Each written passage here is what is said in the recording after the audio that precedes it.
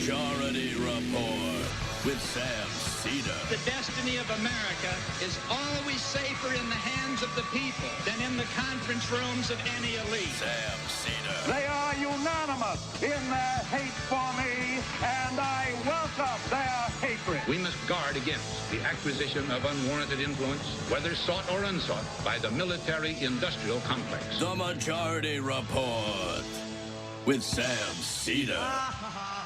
Ever get the feeling you've been cheated?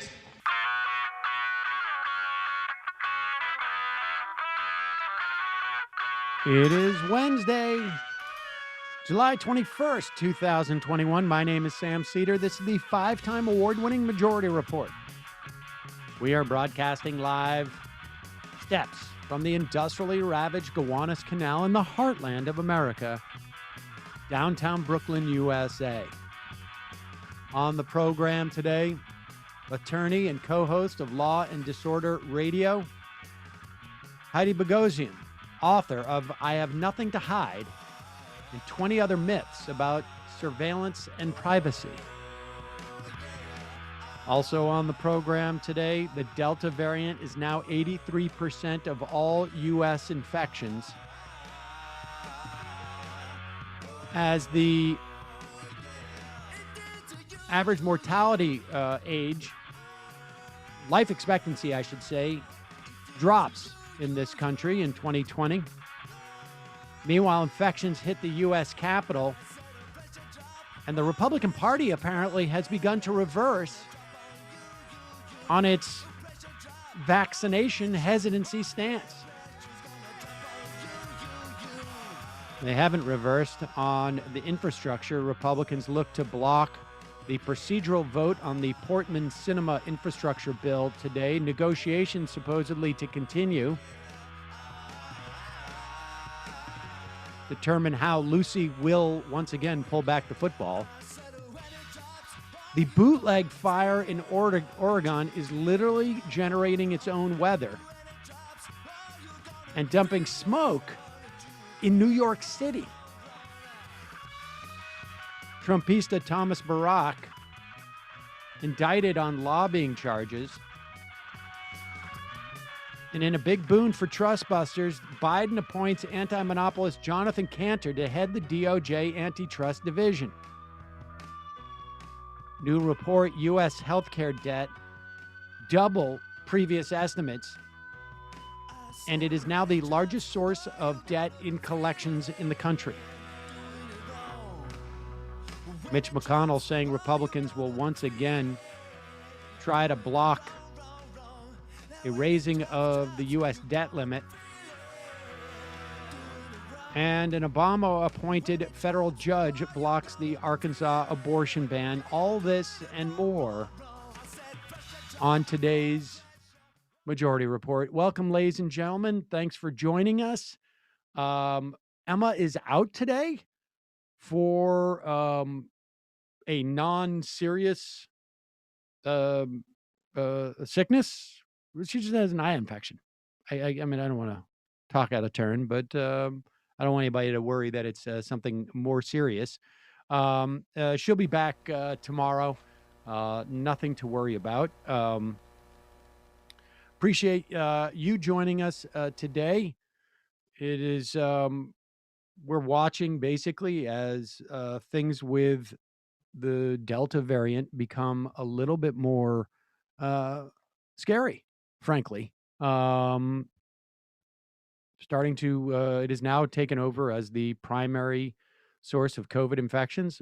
I feel like it was only like 3 or 4 weeks ago when we were saying this was something that, you know, we were anticipating in the future, but it is here now. And there does seem to be, and we'll talk more about this in the second half of the program, there does seem to have been some type of memo that went out to right-wing talkers regarding, and some politicians regarding their vaccination hesitancy. It's unclear whether it was a question of polling. Maybe they saw some internal polls. Maybe they started to see some of these horrible, horrible stories coming out of places like Alabama, You have doctors going on Facebook, really just lamenting is too, I think, is not a serious enough a word, but they have patients who are telling them that, asking them, can I have the vaccine now, as they are dying? And the doctors are like, it doesn't work that way. People who got their information from Facebook or other social media or Republican politicians or their news, which would be somewhere between Fox and OWN or World Net Daily or whatnot. And they're dying of what they thought was a hoax. It's a horror show. It's a real horror show. And of course, children under the age of 12 have no opportunity to get vaccinated at this point. And so they have, regardless, they're at the mercy of all these people who are not, going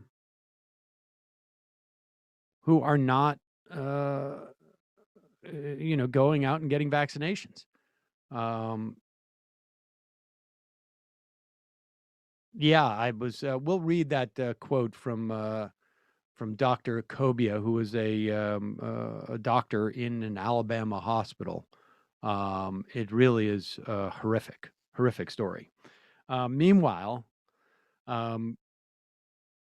apparently we're supposed to celebrate the fact that someone who has made billions upon billions upon billions of dollars over the course of this pandemic, who built an empire based upon essentially skirting sales tax for an extended period of time, as Amazon did. We're supposed to celebrate the fact that this guy has so much money that he decided to just, almost like a hobby, to go to space. And somehow we're supposed to celebrate this, as opposed to the idea that, hey, maybe someone shouldn't have that much money. Here's Jen Psaki in the White House press room.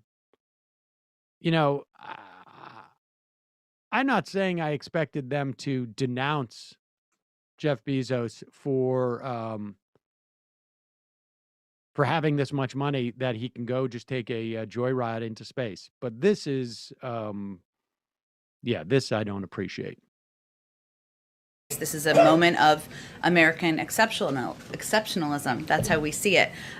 It will be the ingenuity of all of our commercial partners to help us continue advancing to the next stage of our nation's space exploration. And investments in space create jobs, can improve life here on Earth through climate monitoring and medical advancements, just to name a few. First off, I don't know how it is an example of American exceptionalism. Isn't the guy from Virgin Airlines, he's sending one into space as well? He's British. And we've seen the Chinese and the Russians and the French, just off the top of my head, send people into space. And to the extent that it is exceptional, maybe it's exceptionally bad that we have someone who has so many billions of dollars that they literally, didn't he say years ago, like, I don't know what to do with all my money. Maybe I got to go to Mars. And it is, I don't know. This goes up there in the annals with George Bush's response to a woman who says she's working 3 jobs in a town hall. And he says, uniquely American, with pride. Here is Jeff Bezos reminding everybody. And I would also say that, if the value of these projects is so significant in terms of what we're getting out of it, in terms of science and whatnot, and I believe there's an argument for that, then we should be, the collective we, as embodied in our government, should be doing this. Not Jeff Bezos should not determine what we get out of these things.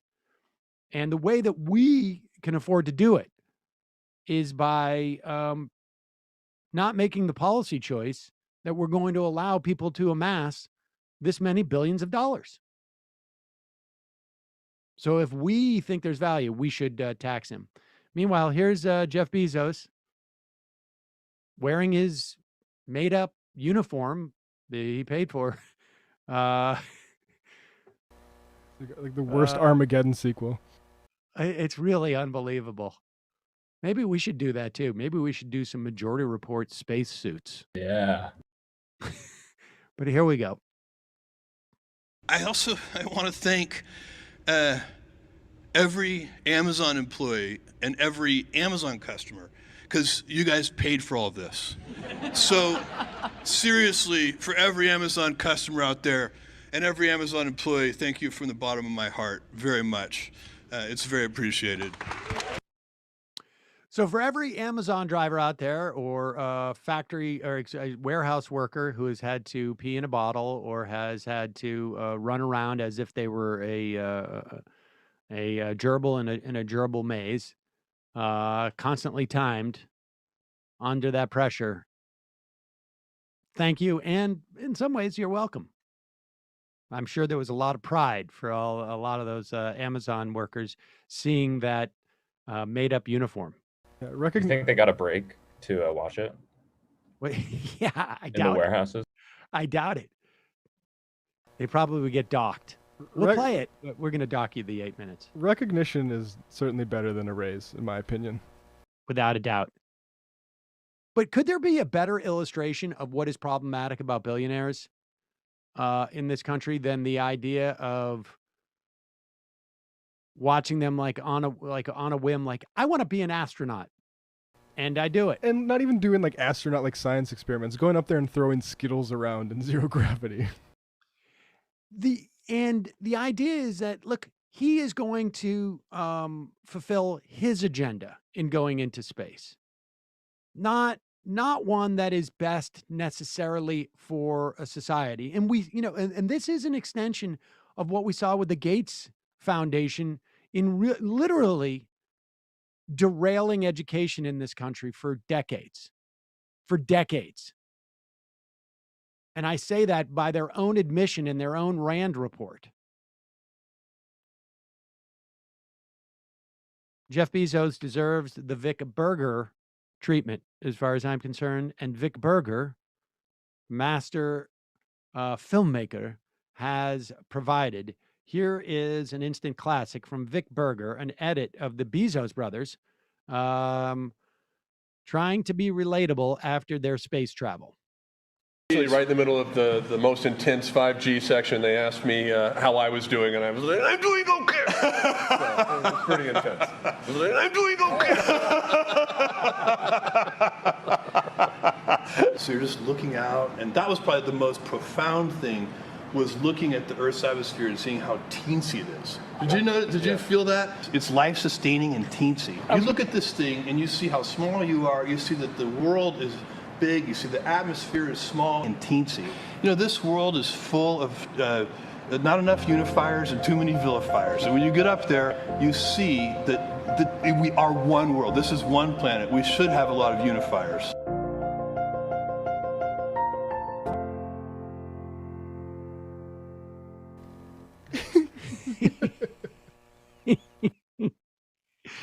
There's Jeff Bezos realizing how tiny the planet is, and how big his money is in some respects. It's almost like his opening statement, his opening announcement that he's going to be king of the world. All right, we're going to take a quick break. When we come back, we will be talking to Heidi Boghosian. She's an attorney and co-host of Law and Disorder Radio, author of I Have Nothing to Hide and 20 Other Myths About Surveillance and Privacy. We'll be right back after this. Folks, today's program is sponsored, at least in part, by Stitch Fix. For me, I think everybody knows that I'm a little bit sartorially challenged. One of the things I'm trying to do as I get older is to be a little bit more deliberate in how I set things up around myself and how I dress myself. It's going fair. Emma's usually around to remind me, like, hey, you shouldn't cut your hair by just seeing something stick out in the Zoom camera and then just take a pair of scissors and cut at it. Still working on some of those things, but the way I dress has gotten a little bit better, ladies and gentlemen. Why is that? Because as much as I hate to shop, Stitch Fix has made it easier for me, and it can do the same for you. Stitch Fix offers clothing that is hand-selected by expert stylists for your unique size, style, and budget. Every piece is chosen for your fit, for your life, the colors you like, so that you can look and feel your best. This is what happens. They send you a collection of clothes they call a fix. You try them on at home before you buy. You keep what you love. You return what you don't. Stitch Fix has free shipping and easy returns or exchanges. They have a prepaid return envelope is included. There's no subscription required. You just pay $20 for a styling fee for each box, which gets credited toward any piece that you keep. There's no hidden fees ever. Stitch Fix has styles and clothing to fit any occasion. They have it for women. They have it for men. They have it for kids. They ship all over the U.S. and now available in the U.K. as well. And you can just go there and browse through stuff that they suggest to you. And you don't even need a full box. You just get it. Like, for instance, I guess it was about a month ago, I got 2 shirts. One was my casual Friday, I thought, an adding to that. And the other was, a go out on the town type of thing. So I got a gray polo I ordered, and I got a sort of a seersucker short sleeve blue one. I think it's called the Riley or something. And they sent them. The polo did not look like I had wanted it to. The seersucker, which I thought would be the thing that I returned, I ended up loving. In fact, I think Brendan said it was slimming on me. And I appreciated that, Brendan. You're welcome, Sam. I truly meant it. I kept the seersucker. I returned the polo. I returned the polo. It took me about 30 seconds. Super easy. And now I have a shirt that I don't think I would have ever even attempted to try on in a store, basically because I don't like to go into stores. So it's been very helpful in terms of upgrading my sartorial presentation. You can get started today at stitchfix.com/majority. You get 25% off when you keep everything in your fix. That's stitchfix.com/majority for 25% off when you keep everything in your fix. stitchfix.com/majority. And one of the things I've also been trying to do lately is, well, not lately. I mean, now for almost over a year. And I'm getting better and trying to remember to do it. But when I can't sleep well, times when I have a little bit of anxiety, which happens on occasion, I take 10 minutes and I dive into Headspace. Headspace can do the same for you. It is your daily dose of mindfulness in the form of guided meditations in an easy-to-use app. It's one of the only meditation apps advancing the field of mindfulness and meditation through clinically validated research. There are 25 published studies on Headspace benefits, 600,000 five-star reviews, over 60 million downloads. Need some help falling asleep? Feeling a little overwhelmed? I'm checking off both these boxes very often. Headspace has wind down session and 3-minute SOS meditations. It really makes a difference. There are even meditations for kids. I know that my daughter has used this to great effect. Tough time, particularly over COVID. A lot of anxiety for kids who are sort of aware of what's going on, but also not sort of necessarily at the point where they can sort of absorb it. And the beauty about Headspace, it works on your schedule, anytime and anywhere. Super easy to use, super helpful. If you got 3 minutes, you can make yourself feel a little better. And as you do it more, you increase the efficacy too. You deserve to feel happier, and Headspace is meditation made simple. Go to headspace.com/majority. That's headspace.com/majority for a free 1-month trial. You get access to Headspace's full library of meditations for every situation. This is the best deal offered right now. Head to headspace.com/majority today. All right. I want to welcome to the program Heidi Boghosian, attorney and co-host of the Law and Disorder Radio. She is the author of I Have Nothing to Hide and 20 Other Myths About Surveillance and Privacy. Heidi, welcome to the program. Thank you so much for having me. Well, there were 2 things that came up today, just that I thought were really apt in terms of some of your myths. I mean, there's, and we'll get to it, there's obviously a big story right now about some spyware coming from an Israeli company and how it's been used with journalists and activists. But your book is also, I think, a little bit more focused, or I should say, is focused on sort of like the everyday, like, why your average person this should understand what is problematic about this. There are 21 myths. Let's just start with the I have nothing to hide, and so I shouldn't be worried about I shouldn't be worried about surveillance. Why is that a myth? It's a myth because everyone has something to hide. The issue is, do we want to exercise autonomy and decide who we reveal personal information to?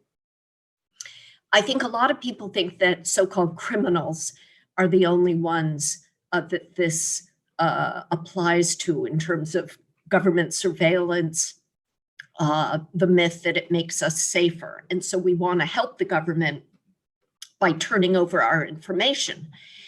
The problem is we have so many laws in the United States, many old laws that have been on the books, never used.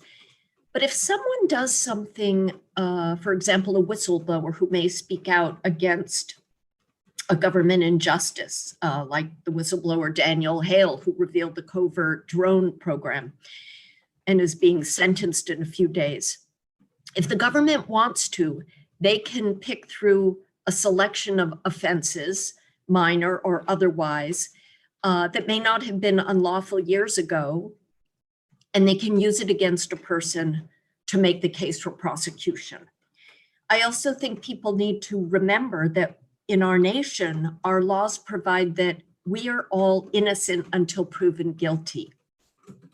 And I think we're at danger of risking increased attention and monitoring of individuals who run against the status quo, who question authority, who don't look like us, the others who were so often targeted throughout history.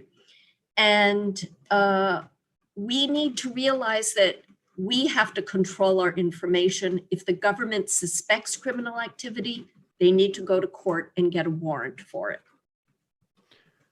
Let's talk about when you write about the spiral of silence. Explain what that concept is to us, and I mean, because there's a lot of I feel like there's a lot of nuance in that concept, and it's important to sort of investigate that. Well, that fits into another myth that is we don't change how we act when we know we're being monitored.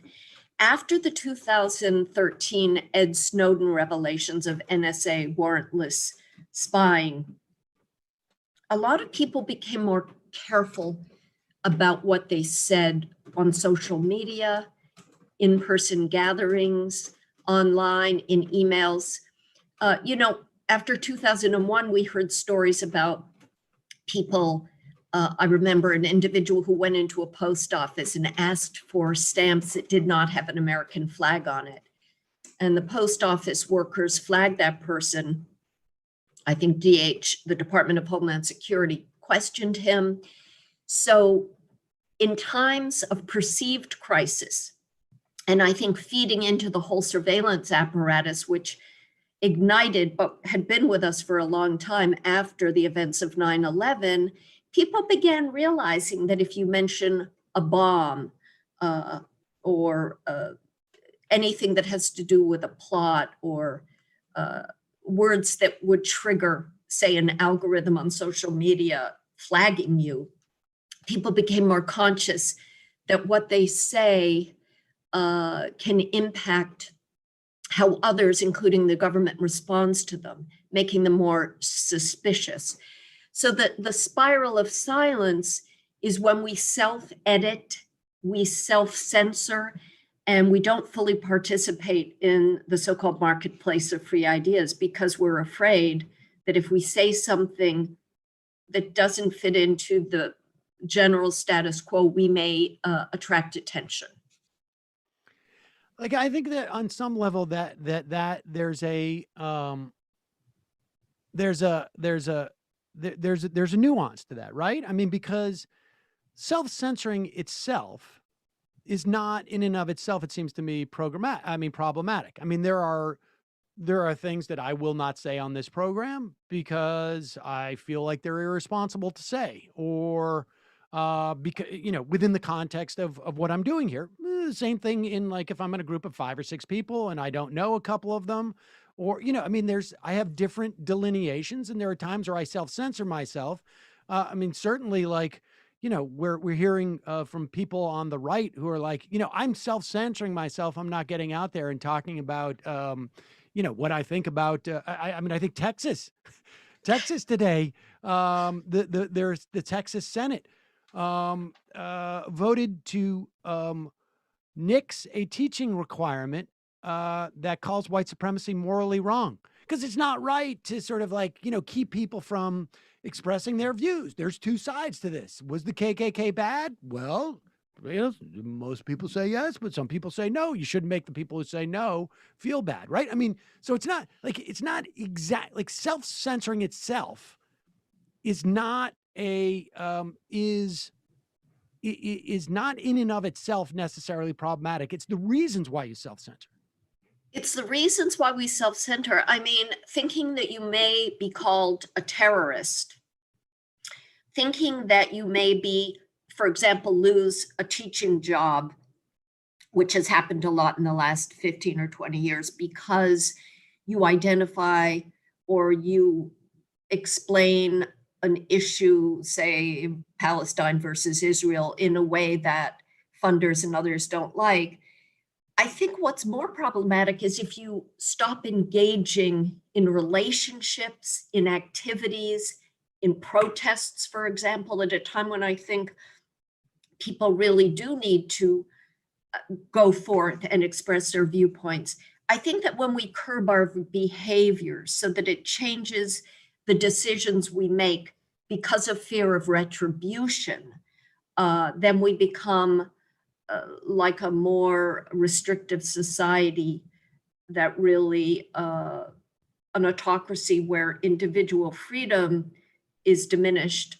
And as that practice continues, it becomes more comfortable to give up the freedoms that we're accustomed to exercising. I guess what I'm asking is it, I mean, do we need a level of, I mean, because under the rubric you're presenting, that it would be wrong to say to someone like, hey, I don't want to hang out with you if you think that the KKK wasn't wrong. Like, I mean, because on some level, there has been a project in this country, I guess maybe as long, for an extended period of time, but, to sort of say, like, racism is bad, let's say, or sexism is bad, and it's not appropriate to articulate these ideas, and that there isn't an attempt to sort of say, like, you are going to be isolated socially if you espouse these things, versus a realm of dissent. I mean, we make these judgments all the time, right? And it's really a question of, like, how these judgments are made. And that very question of how those judgments are made feeds into other prongs of the surveillance apparatus. So that, for example, algorithms that law enforcement use based on inequalities, say in a certain community where African Americans may have been arrested or racially profiled more than other communities, gives them a rap sheet. That data is then put into a new algorithm as part of so-called predictive policing. The problem is you're putting in bad data that was gathered by individuals who had obviously certain biases that hopefully are starting to come to the fore now with criminal justice reform. But I think the issue, it's not just limited to self-censorship per se, it infects the threat hanging over many of us of being called a terrorist, or in a chapter that I have on neighborhood, if you see something, say something, turning citizens in effect into local police officers. What we see is a lot of misinformation based on individual biases that cause someone to say, oh, there's a woman standing on the corner looking suspicious. Her skin may be darker, she may be wearing a hijab, but it's all interconnected to the other facets of surveillance. And I think one of the large issues is the government and corporations say they're doing all of this to keep us safe. That has not been proven with any evidence.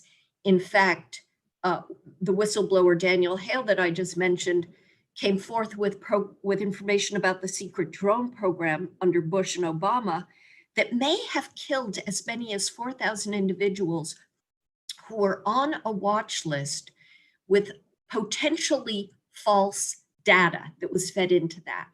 So I think we can't really my chapters are segmented out, but they're all part of the same problem. I want to get to a couple more of the myths in particular, but I remember in the days after 9/11, there was a plan that was proposed by the Bush administration called TIPS. And I think it was Terrorism Information and Prevention System or something to that effect. And this was, and I think it was Ashcroft, had proposed essentially deputizing postmen, cable installers, phone installers, electric meter checkers, anybody who goes to the homes. They would set up basically a way of reporting, like this guy has a Che Guevara poster in his apartment or something to that effect. It never actually happened, but I'm not convinced because there was such public outcry about it. But I'm not convinced that if we had a 9/11 today, the things that have changed that the wake of 9/11 actually brought about in terms of the Department of Homeland Security and all of the laws that follow that haven't sort of like tilled the ground for a broader acceptance of that. I mean, we have a law that was just passed, I think it was in Texas as well, about abortion, where the state does not police whether someone's had an abortion. It sets up a civil procedure where basically it deputizes everybody to go seek out somebody who's had an abortion and report them and sue them. I mean, what is your sense of that tilling of the ground? I agree completely. That Ashcroft program didn't pass per se, but I think it exists in many different formats. The neighbors spying on one another is one. We also have Amazon's Ring, which is wildly popular, that in many jurisdictions works with police departments to share information. Now, what they do, they'll share videos of neighbors or individuals coming to your door that's been captured on your Ring camera. They ostensibly give the owner of the camera permission to opt out, but as often happens, when people are given that option, they usually tend to comply because they're afraid that saying no may raise a flag of suspicion about them. But I think what we have is different tentacles, people reporting on people. And over the decades, we've had several instances where the government has gone to librarians, who many of us think of as the gatekeepers of freedom, asking them to not only report on readers' habits, but turn suspicious people in, and librarians have bravely found ways around that. But I think that a combination of human beings reporting on others, we saw the development of so-called crowdsourcing, which worked actually effectively after the Boston Marathon bombers, where people were asked to share clues, and they came together. And of course, one person's tip resulted in the apprehension of those two individuals. I think there's a fine line where information obviously from the public can be useful for legitimate law enforcement purposes. The problem that we have now is lack of standardization among law enforcement, lack of explanation to the public about how those programs are used, making sure that the evidence collected meets standards of admission in court. But I think you have in-person reporting on the one hand, then programs like Ring, and then, as we've discovered through Pegasus, obviously, countless programs that most people are not aware of around the globe, where third parties are accessing not only our personal information, but that of the governments. And I think that the irony here is that so many government programs have failed, especially to root out terrorism. And in fact, the government, especially legislators' lack of knowledge about technology has not kept abreast with technological developments. And the way that the government and corporate partners safeguard large databases is sloppy in most parts, leaving our information vulnerable to third-party hackers. Speak a little bit about Pegasus, and this is obviously in the news now. The New York Times has reported a couple days ago, on a data leak to a consortium of news organizations. I mean, tell us about that. I mean, it seems highly underreported. And I think like there's yet to be, there's a lot of like dots to connect here in terms of like how this information travels and ends up being used by governments in a way that isn't necessarily obvious at first. Pegasus is an app that was developed by an Israeli defense organization that is able to be surreptitiously and remotely planted, as it were, on both Android devices and iPhones, Apple operating systems. And what it does is it essentially monitors and is able to capture all the information on all of the apps that one may have on that device. They can also install a microphone and actually listen to everything that you say. So it's kind of a nightmarish application that in effect puts a little police officer or detective in your back pocket, able to monitor every communication that you have, no matter what the format, and even to listen in on you. The problem is we don't know how many people's devices this is on. We don't know how many other programs like a Pegasus exist, so that I agree it's underreported, and it should be revelatory and horrifying to to anyone who understands the repercussions of it. But what it means is essentially if you have a device and you use different apps to communicate with friends, colleagues, others, and that Pegasus is on your device, you have no privacy whatsoever. And your data can be extrapolated and shared with other parties and used for a range of purposes, both from marketing, but with more insidious practices. The worst being identifying you, for example, as a terrorist or something that might lead to your apprehension and loss of liberty. I think it's probably just the tip of the iceberg.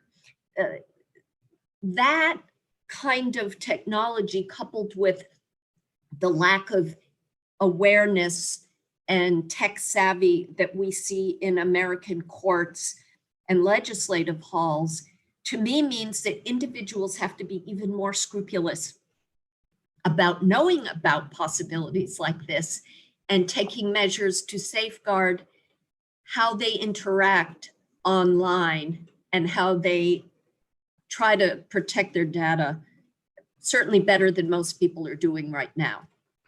It also seems to me that one of the big problems in terms of affecting us as individuals, because I don't know, I mean, you know, I think your average person probably wouldn't necessarily be a direct threat from something like Pegasus, although at one point it could be just sort of like deployed as, I'm a hedge fund and I want to know where to put the best place for me to put a supermarket, is essentially. And I know that by assessing everything that this person does by their phone. I mean, we already get that in terms of tracking.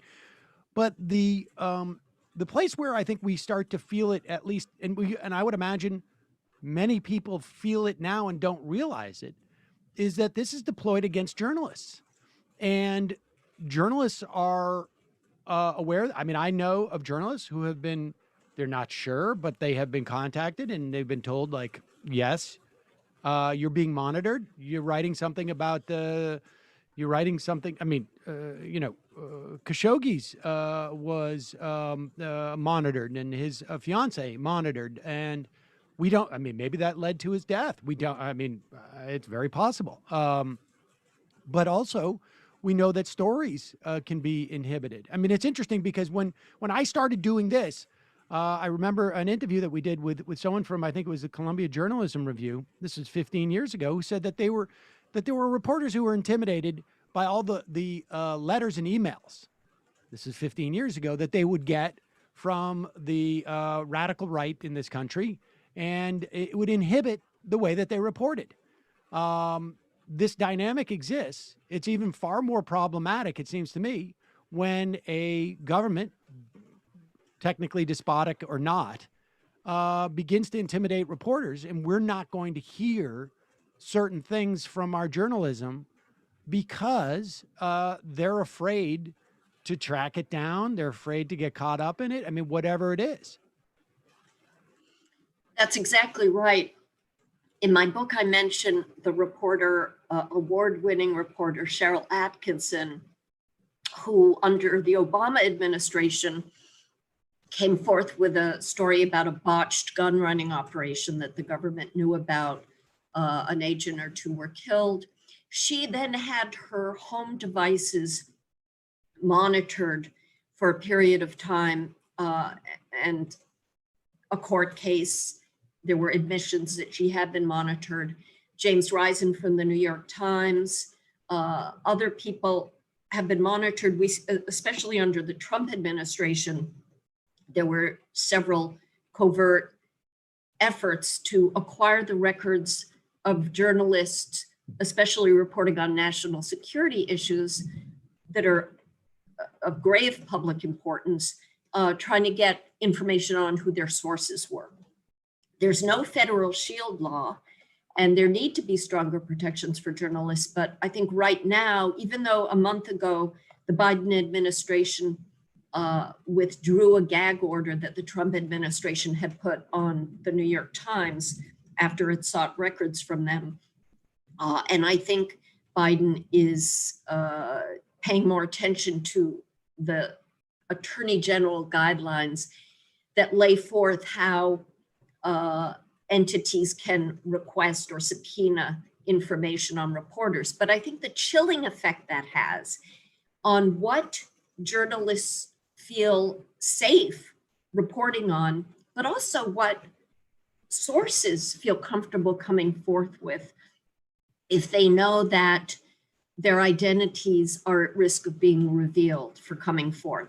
We've seen how whistleblowers, including Ed Snowden and many others, have been so crucial to peeking into the surveillance apparatus and getting a sense of the extent to which it pervades our lives. Whistleblowers know going forward that they are going to risk their liberty and maybe even their lives. We see what Julian Assange is going through.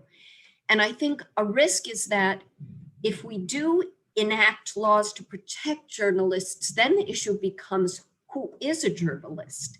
And there's a concern that it may only cover a certain layer of individuals who engage in news reporting, rather than the many solo actors who, through social media, are engaged in important endeavors to bring us news that you don't hear about in the corporate media. So I think spying on reporters and their sources goes really to a fundamental right of First Amendment freedom and the public's right to know.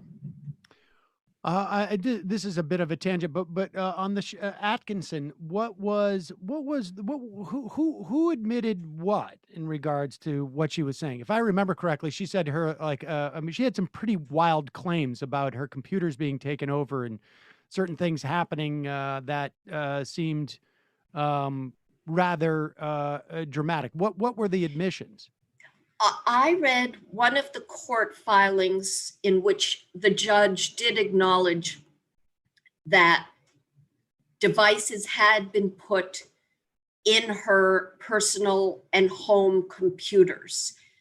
They were analyzed and they actually traced them back to a government entity, but it was something like the post office. It wasn't, Department of Justice or the FBI, but they found a link to the US government.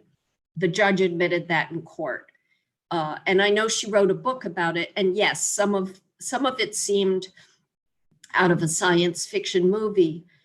But I think the takeaway from that is that, especially if you are an outspoken journalist, in James Risen's case, he also, in a book that he wrote, reported on a flawed operation under the Bush administration. I think if you are dealing with high stakes critique of a certain presidential administration and you expose something they're embarrassed about and they'd rather hide, you're open to some kind of retaliation. Yes, I mean, in general, I accept that point. I have some questions about the Cheryl Atkinson stuff. But that said, let's talk about a couple of other of the myths you talk about. We should worry about government, not corporate surveillance. It seems to me there's really no difference, right? Because any corporation, I mean, you mentioned Ring has been essentially used as a surveillance tool by police departments across the country. There's actually like a third party that essentially networks these things and then provides it to police departments. But I would imagine that the NSO group that did Pegasus, that they could sell it to anybody. I mean, in fact, corporations are increasingly being used by government agencies as a way of getting around legal restrictions on what they can accumulate, what kind of data, and they just go and buy it from these corporations instead of setting up the surveillance mechanism themselves. That's totally right. Corporations don't have to adhere to the strictures of our Constitution. I think something like 80% of our intelligence operations have been outsourced to private entities for a long time. And I see them as working hand in hand. I think the perception among some people is, I don't want, hands off me. I don't want to be spied on. I don't want government interference. And yet those same people aren't as suspicious, or maybe aren't as aware of how hand in hand big business is, in fact, with government agencies. I know that years ago, I used to work at the National Lawyers Guild, and we did a lot of work defending or observing protesters at mass demonstrations and rallies after 9/11. And we were acutely aware of the many different ways that the government, with private support, was monitoring and spying on activists. And I think I became interested in this field in part because of that. But the more I read about it, the more I saw that it's not just activists, it's all facets of society, especially with the commodification of our data, which is a multi-billion-dollar industry. Corporations will essentially do whatever they can do to get more information about us, because that information translates into profits for their bottom line. But I just wanted to highlight the fact that they are so interconnected that people need to start being equally suspicious and vigilant about how corporations do intrude on our lives. Again, in a more kind of wild, wild west fashion, given that they're not highly regulated, and privacy protections, including in how our devices are actually built. They're built with an eye toward making us more addicted to clicking more and more, and to linking to more sources so more people get our information. And we should say that there is no, I mean, I think people assume that if it's illegal for the I don't know, the DEA or the Highway Patrol or whomever it is, doesn't matter what agency, if it's illegal for them to surveil and get this information without a warrant or without any cause, they assume that it would be illegal for them to buy it from somebody who is allowed to get it by signing off a term of service sheet, right? I mean, we put these apps on, I get, on my computer and, or on my phone, and it sends this data, and these agencies can buy it. There's no restriction on that whatsoever. I don't think people, appreciate that dynamic. That's exactly right. It's sort of, you see on old police procedurals, the lawyer says, well, I can't get that information, or the police officer says, I don't have a warrant, but they find a way around it, so they get it through another means that is legal. We see that kind of end run being done every time we click on something. So I hope that people just being more aware of that, and I think we're getting the cookie warnings every time we go to a site. People have the option of making a choice. We're coming around to sensitizing individuals to take more control over their personal information. But as you say, if we want to go to a site and we need information quickly, we click on the I approve. We click on the terms of service without reading the fine details. And I think there has to be a seismic shift in business practices in that respect. I mean, you were one of, I guess, myth 11 is metadata doesn't reveal much about me. But why is that not true? Well, metadata, or what some people call data about data, is really the nature and the origins of a piece of information. So the NSA may say, we collected 1 million phone calls, but we didn't listen in. But what they did get was, I phoned the abortion clinic. A day later, I phoned a certain doctor 3 times. Then I went and visited another I called a suicide hotline. So with that information, researchers have shown they were able to identify individuals with particularity, just out of watching the pattern of information. And what happens is algorithms are applied to the metadata that sift through and make, reduce all those connections very quickly. So it becomes an effective telescope into your activities and your associations. And through your associations, they can make determinations about, what political affiliation you may be, conservative, liberal, if you're religious or not. Information that I think applies with all the other information. One of the dangers is it can be used to discriminate against us in any range of healthcare, housing, benefits, jobs. That's one of the overarching reasons that we don't want everyone to have our personal data, is we don't know how it's going to be used against us now or in the future. And we should be clear, that the aggregate of personal data, even if it's not down to the individual, can then be applied back on you and discriminate against you because you are part of a group. I mean, we saw that in the context. We saw this frankly in the 1930s with redlining, right? I mean, this was we're going to take the more or less the metadata of a certain neighborhood.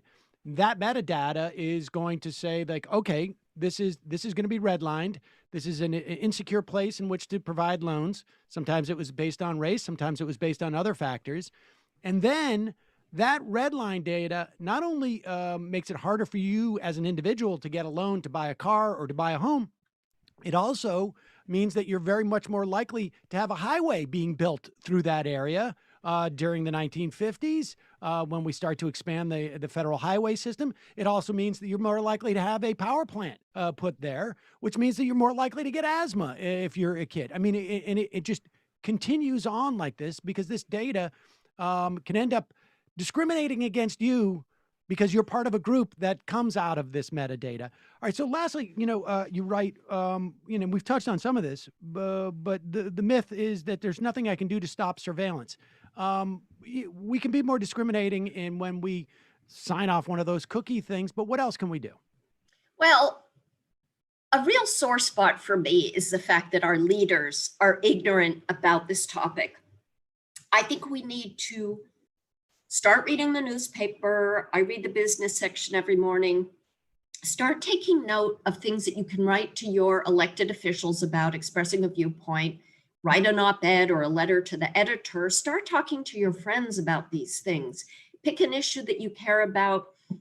Support organizations like the Electronic Frontier Foundation or whatever your cause may be that really specialize in electronic freedom, privacy, empowering individuals with knowledge so that they can then take action. I think we as a society can't be complacent at this point. Get Signal on your phone. Just be aware of the many ways every day that you are under assault by marketers and by others. And I think, go to a crypto party, meet other people who may not know that much about technology, but others are willing to share. We're all in this together. It's a virtual community in many ways. And I think that it's incumbent on us to force our leaders to become more educated. Our judges need to get out of the typewriter age, learn. I mean, so many unfair decisions have been made in court that are related to cybersecurity or individuals who have experimented on the web. I just think we have to shift the whole conversation and not be afraid to talk about technology. Well, the book is I Have Nothing to Hide and 20 Other Myths About Surveillance and Privacy. We'll put a link to that on majority.fm. Heidi Boghosian, thank you so much for your time today. I really appreciate it. Thank you. Bye-bye. All right, folks, going to take a quick break, and we will be back in just a moment.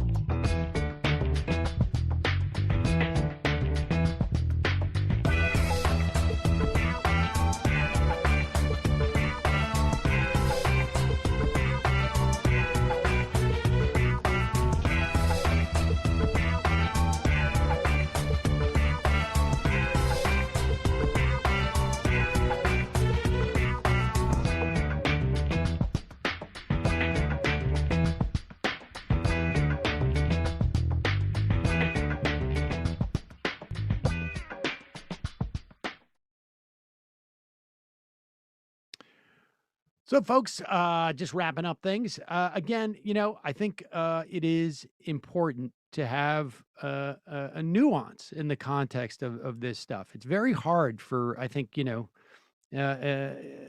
people to I don't know, maybe split the difference on some of it. I mean, I do think a certain amount of like social pressure is good about on some topics, on others not, and I guess that's just up to the individual. But it does get very worrisome when our data, broadly speaking, and when our opinions and maybe endeavors that we're doing that threaten some of the power bases get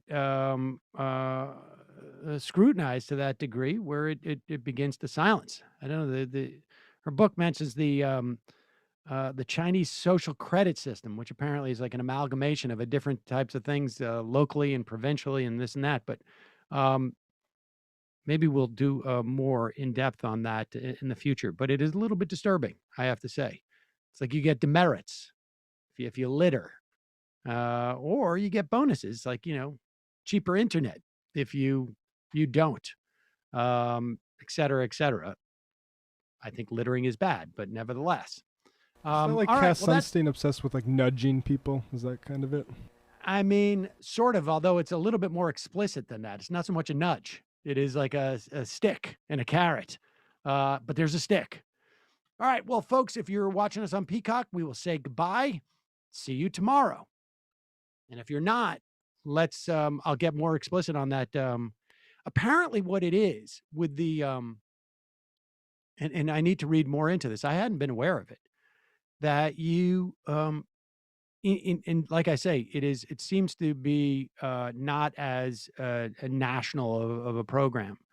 It's more sort of like, maybe nudged on a national level, but like each citizen gets like this is how in theory it works. Each citizen gets 1,000 points at the beginning of the month. And you can lose 100 points because you're seen, littering or something, or somebody can report you. Or you can gain 100 points because you, I don't know, went and helped somebody who had a flat tire or something. It's a little bit, that's a little bit scary. Feels more like a TV show. That said, we're going to move on to our own show, what we call the fun half. 646-257-3920 is the number. Just a reminder, it is your support that makes this show possible. I just want to say thank you. We got a bunch of emails. We had some folks who had more a personal relationship with Michael who wanted to call in yesterday and couldn't get through. We just didn't have the time. And there was other people who just wrote in some very sweet remembrances of Michael and just very just very nice notes that folks sent us. And well, we can't necessarily respond to all of them. I'm trying.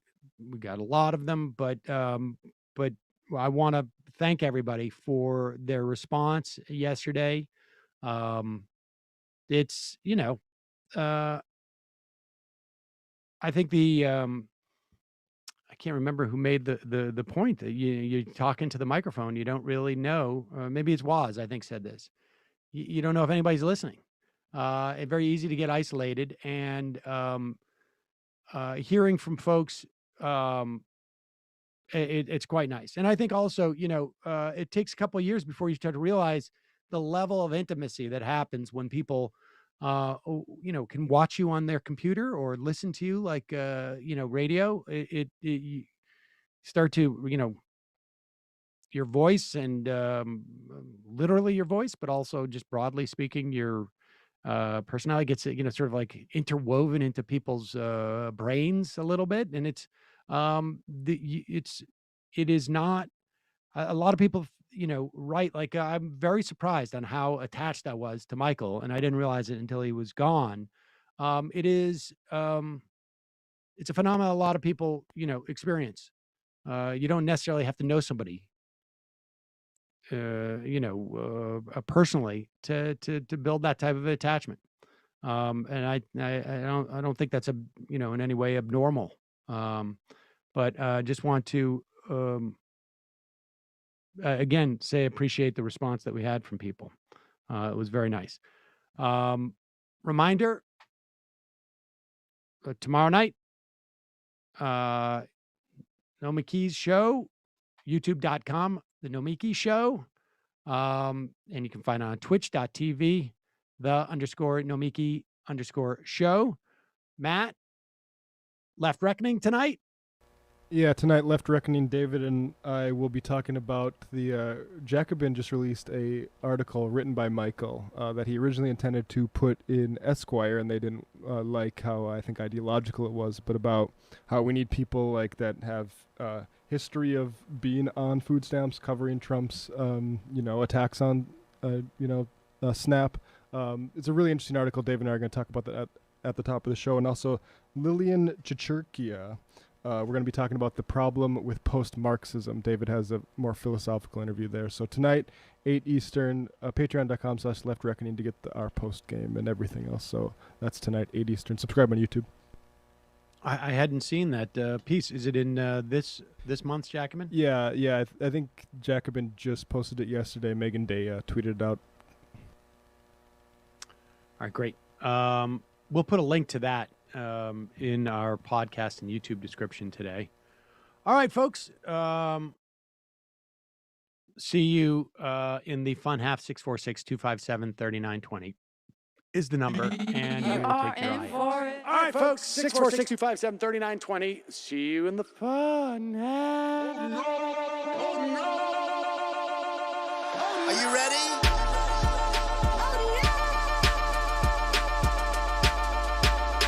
Who sent us this? Alpha males are back. Boy is back. And the alpha males are back.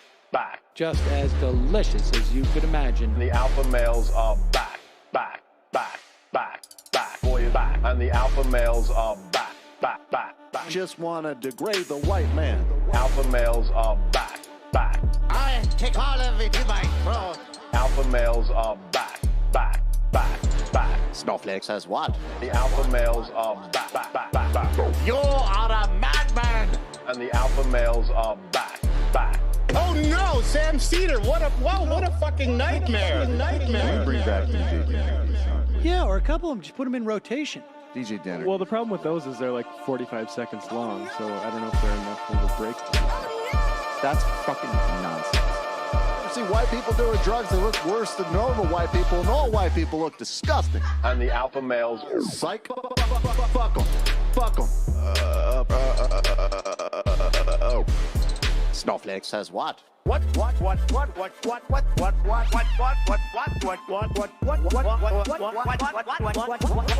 Snowflake says what? A hell of a lot of bank. A hell of a lot of bank. Okay, I'm making stupid money. Hell of a lot of bank. A hell of a lot of bank. All lives matter. Have you tried doing an impression on a college campus? I think that there's no reason why reasonable people across the divide can't all agree with this. Psych. And the alpha males are back. And the Africans are black African. And the alpha males are black. And the Africans are back. When you see Donald Trump out there, doesn't a little part of you think that America deserves to be taken over by jihadists? Keep it at 100. Can't knock the hustle. Come on, fuck them. Things I do for the bigger game plan. By the way, it's my birthday. Happy birthday to me, Jew boy. I have a thought experiment for you. And the alpha males are back. Africans are black. Alpha males are black. Africans are back. Come on. Someone needs to pay the price for blasphemy around here. I am a total pussy.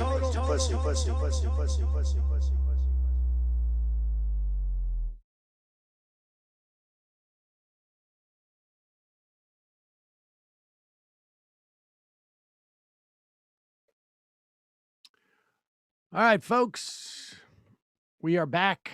It is the famous fun half. 646-257-3920 is the number. Let us take a phone call, shall we? If I get this set up. Calling from a 308 area code. Who's this? Where are you calling from? Hey, it is Kowalski in Nebraska. Kowalski in Nebraska. What's on your mind, Kowalski? Thank you for the T-shirts. I'm curious if you were able to successfully shrink the shirts or if you would like different ones. I like the size. I got to try on the large. I have to admit I have not tried it on, but I may have to go for a medium myself. Everybody else seemed to be pretty happy. Emma wanted it as a nightshirt, and so but I didn't realize a large is it's a different large out there, buddy. Yeah, I was kind of curious when you gave me those orders. I was like, well, maybe they are just simply, decent sized people. That, and of course, Matt should know what people out on the Great Plains look like. So I mean, I'm sure it'll be tight around the sleeve for me, but I can deal with that with the large. It's just that that's just a little tease for the Suns Out, Guns Out that's coming. That is true. I have my Suns Out, Guns Out shirt now. And yeah, I don't know. Maybe everybody should just start posting in the Discord about that, which is a fun place to be. So just wanted to just say, like, anything about the shirts that you liked or disliked. I thought Emma's not sure if it was a palm tree was pretty funny. And that was pretty much it. I'm pretty psyched. Pretty psyched to see them, to wear mine out. We're gonna spread the Kowalski farm wide and far. Well, I appreciate it. Well, left is best, and of course, didn't get to say yesterday, but we definitely miss Michael Brooks. And I gotta say, in the chat yesterday, I don't think anybody here expected Emma to replace Michael, but I think everybody is very happy that Emma is on the show.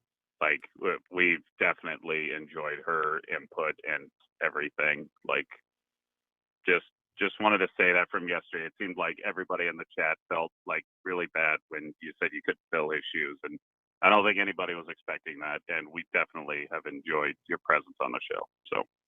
Okay, well, she's not here, but I will pass that on. I understand that. So. Right. Appreciate the call, Kowalski. All right.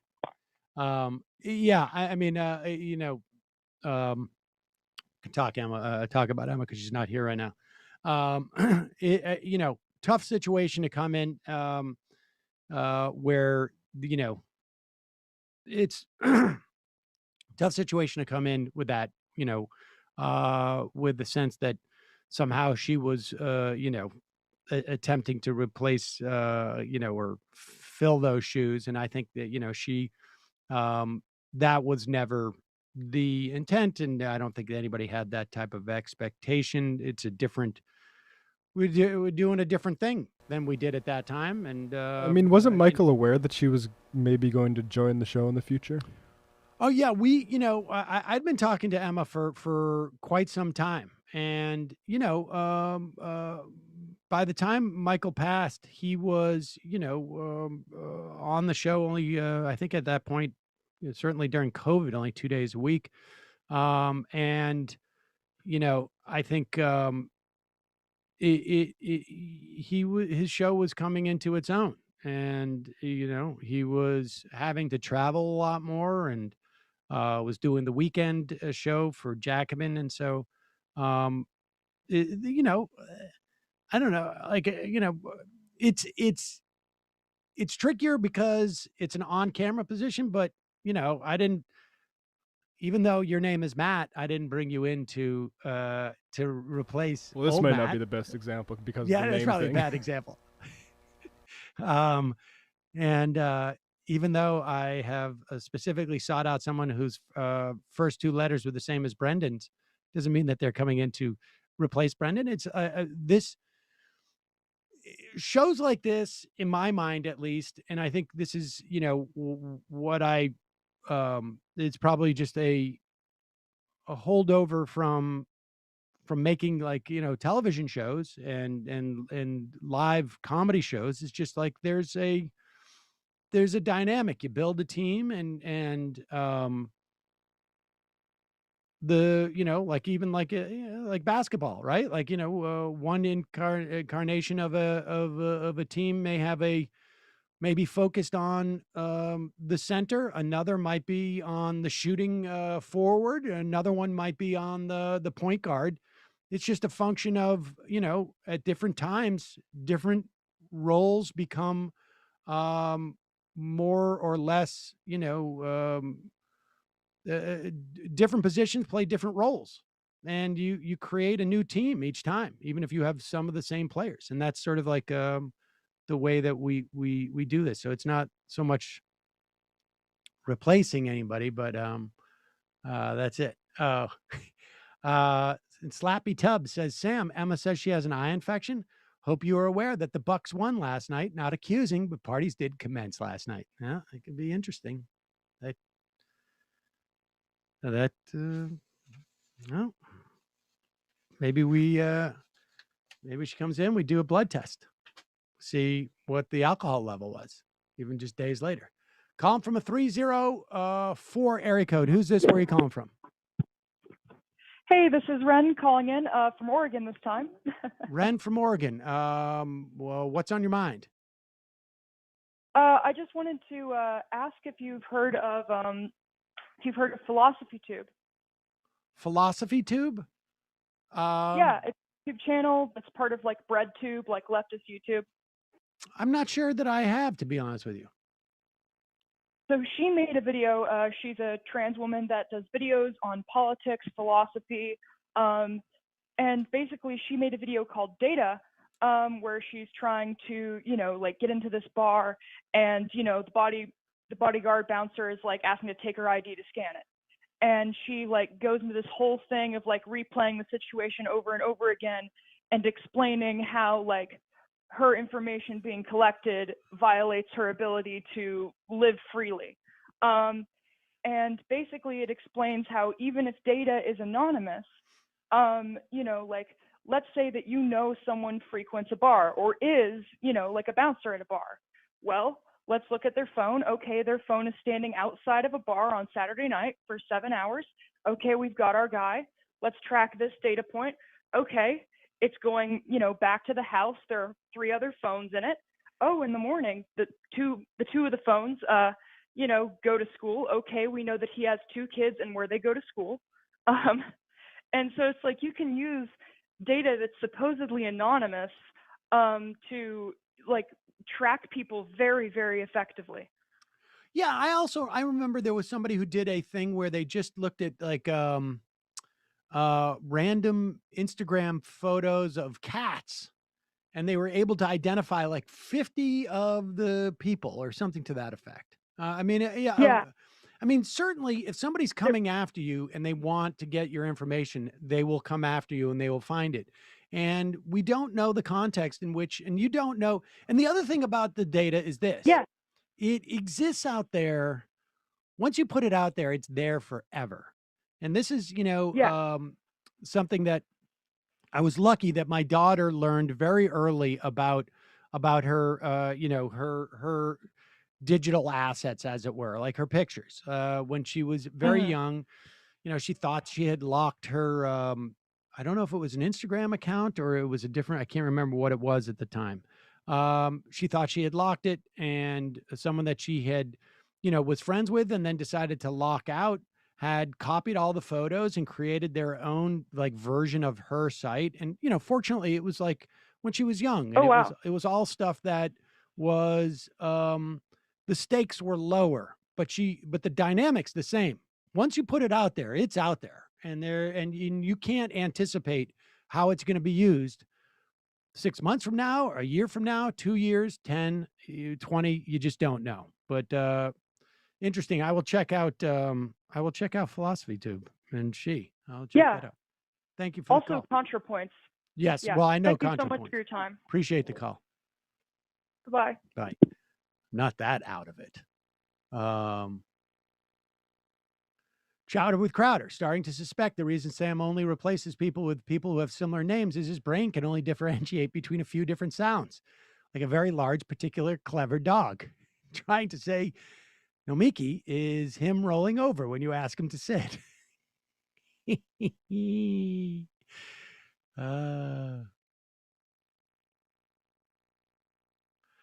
Juicy. Matt, I'm driving through North Dakota today. Any recommendations? Go see Salem Sue. Otherwise, there's Jail Beers in Fargo's good, and Rhombus Guy's Pizza. Scam Cedar. Is Brendan Finn leaving the show? He is. Yes, we've already announced that. He has decided to go get a degree. So, whatever. I mean, that's fine. He's not smart enough already, apparently, which you should have told us before, but cool. Yeah, it would have saved you a lot of time. He was, yeah, I mean, he represented that he was smart when he came, and I found out that he had to go get another degree. So, whatever. That's all right. Yeah, I should have applied after getting the degree, like Matt did. That would have been the smarter thing to do. We wanted only. I mean, I had a semi-explicit master's degree requirement, but I've gotten lax on that. Particularly when I found out that my 1 year of law school did not constitute a master's degree in a technical sense. So,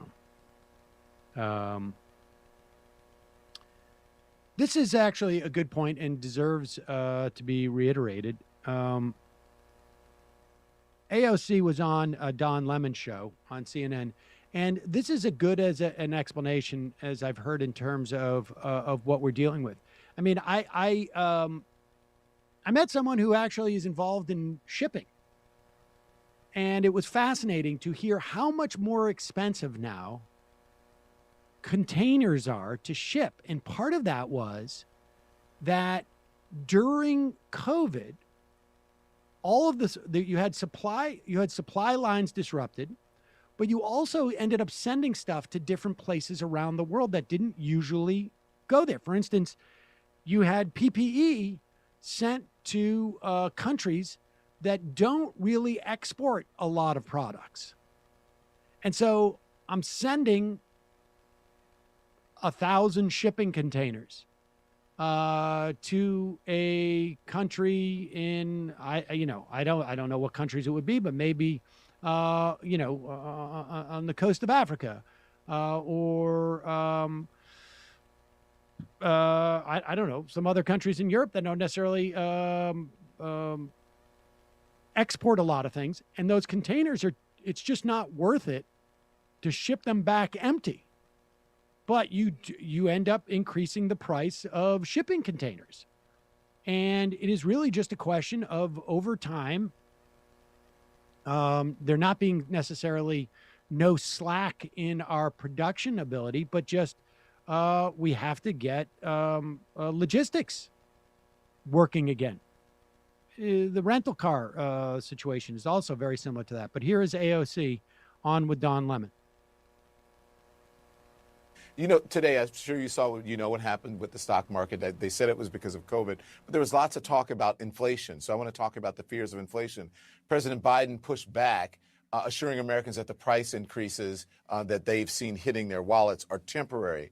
Now, last week, you questioned the Federal Reserve Chairman Jerome Powell and expressed concern over prematurely raising rates and what that could mean for marginalized communities. What are your biggest concerns over inflation, Congresswoman? Well, here's the deal with inflation, is that if we do not get the root cause of these price increases right, then policy decisions could be made that could really negatively impact your life, boost unemployment, and again, increase interest rates. And we do not want that. So it's really important that we get the diagnosis right into what's going into these price increases. When you look at what actual prices are going up, it's in very specific sectors. If this was an overall inflationary issue, we would see prices going up in relatively equal amounts across the board, no matter what the good is. But we know what's getting expensive. Things like the cost of lumber, items like cars, whether they are new or used, and other sorts of items that rely on shipping and shipping containers coming in from overseas. These are very sector specific, which means that these are due to supply chain issues. That means that we don't have enough ports that can accommodate all of the backed up ships that are trying to come in. It's because we don't have enough computer chips that are produced by just a handful of factories in the world that go into these vehicles, which are then causing a rush on used vehicles. And it's because of all of the rush on demand to build and to remodel homes during lockdown. And the reason it's important for us to understand that is because the solution to that is, guess what? Infrastructure. Yeah. We need to put in more money and more funding so we expand ports so that we can add resilience to our supply chain. That's what we can do if we get it right. We actually support these infrastructure investments and make sure that we protect not just the size, but potentially make it bigger.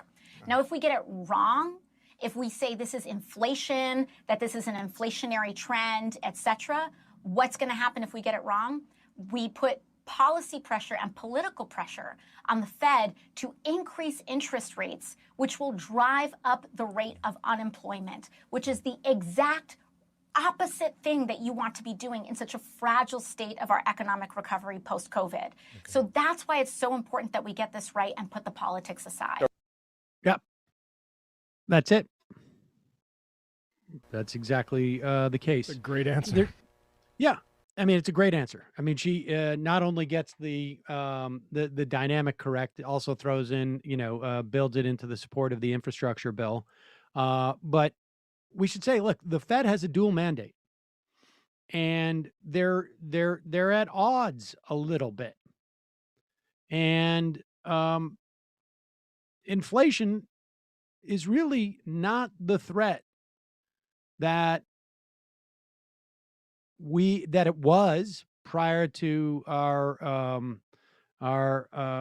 getting detached from gold, no longer pegging our currency to gold. It's not the same threat. And inflation, fears of inflation often are used as a mechanism to basically discipline labor and get into things like austerity.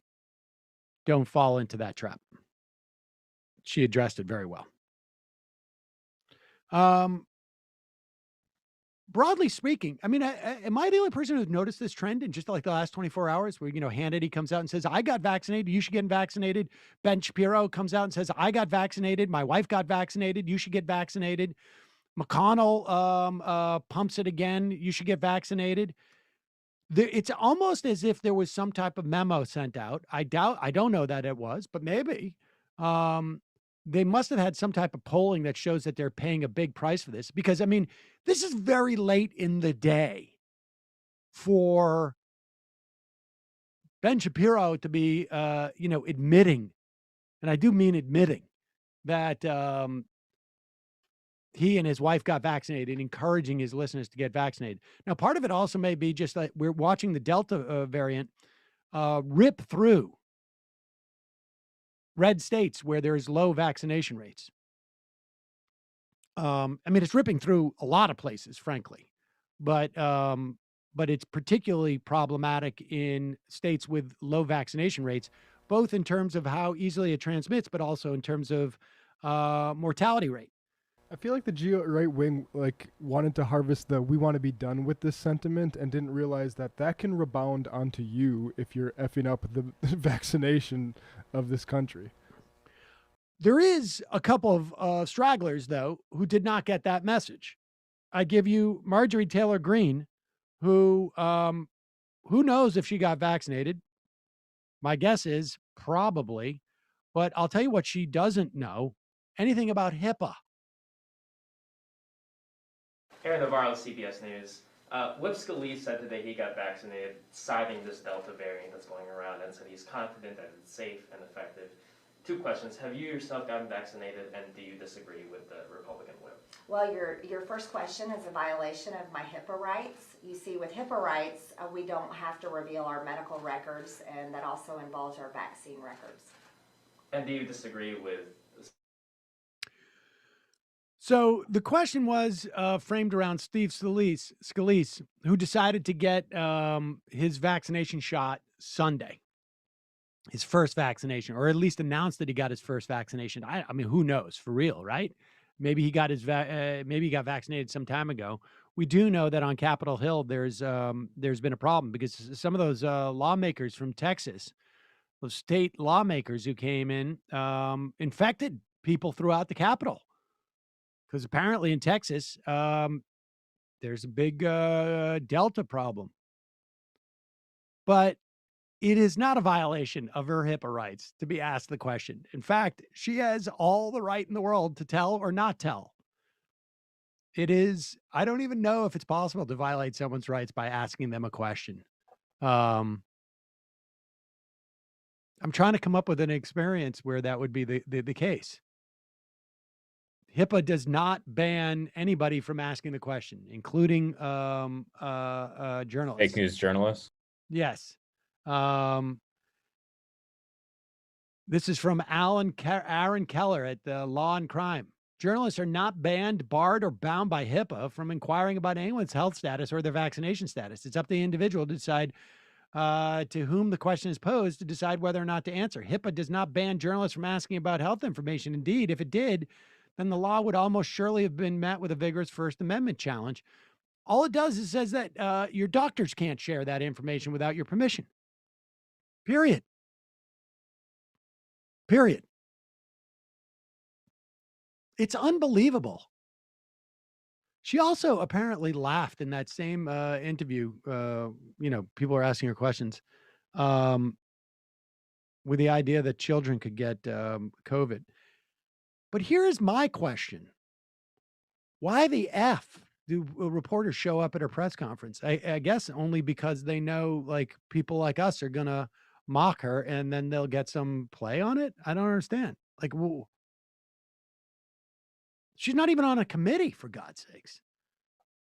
I think she shouldn't even be interviewed until she's nominated vice president in 2024 by the Republican Party.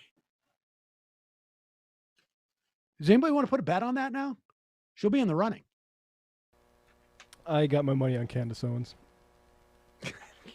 That's not a bad bet.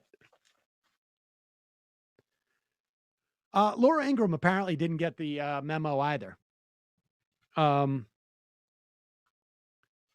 Let's play this clip of Laura Ingraham, and then I'll read something from that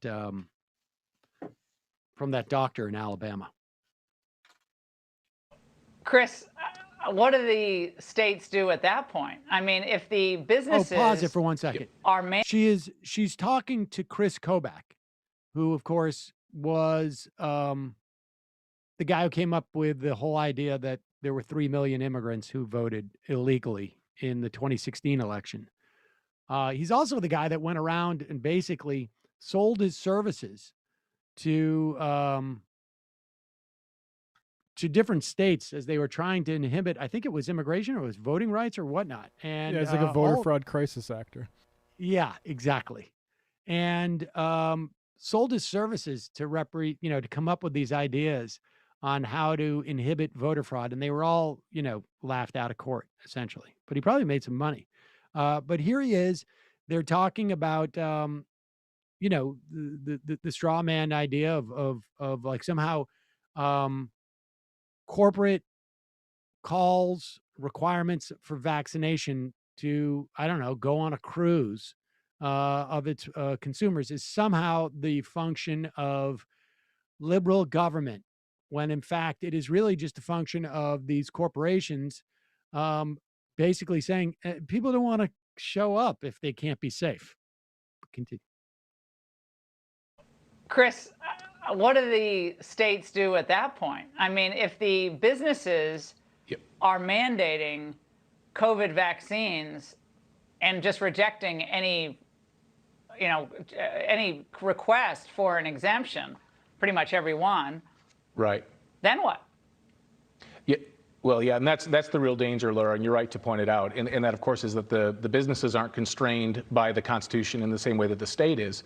And that's why so many states, mainly red states, are rushing now to try to put into place statutes that protect their citizens against privately enforced vaccine mandates by businesses. And unfortunately, 3/4 of the state legislatures are not in session right now, and they won't start again until January unless there's a special session. But there are statutes that are bills that are already getting put out there. I've drafted one that your viewers are welcome to email to their legislators and encourage them to get in the hopper. They can go to allianceforfreecitizens.org to get a copy of it. It's already running in Pennsylvania, and it'll be up in Kansas, Missouri, and a bunch of other states.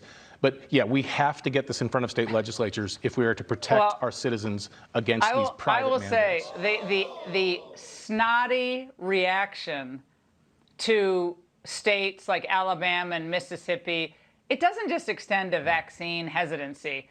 This is just a cultural bias against those states, period. They don't like those states. They don't like their, the trucks they drive. They don't like how many kids they have. I mean, so it's not just vaccine hesitancy they're sneering at. It's their entire being. I want people to understand that. So I think the red states thrive if these mandates go forward. I think the red states that say no, they're going to continue to thrive. Chris, great to see you tonight.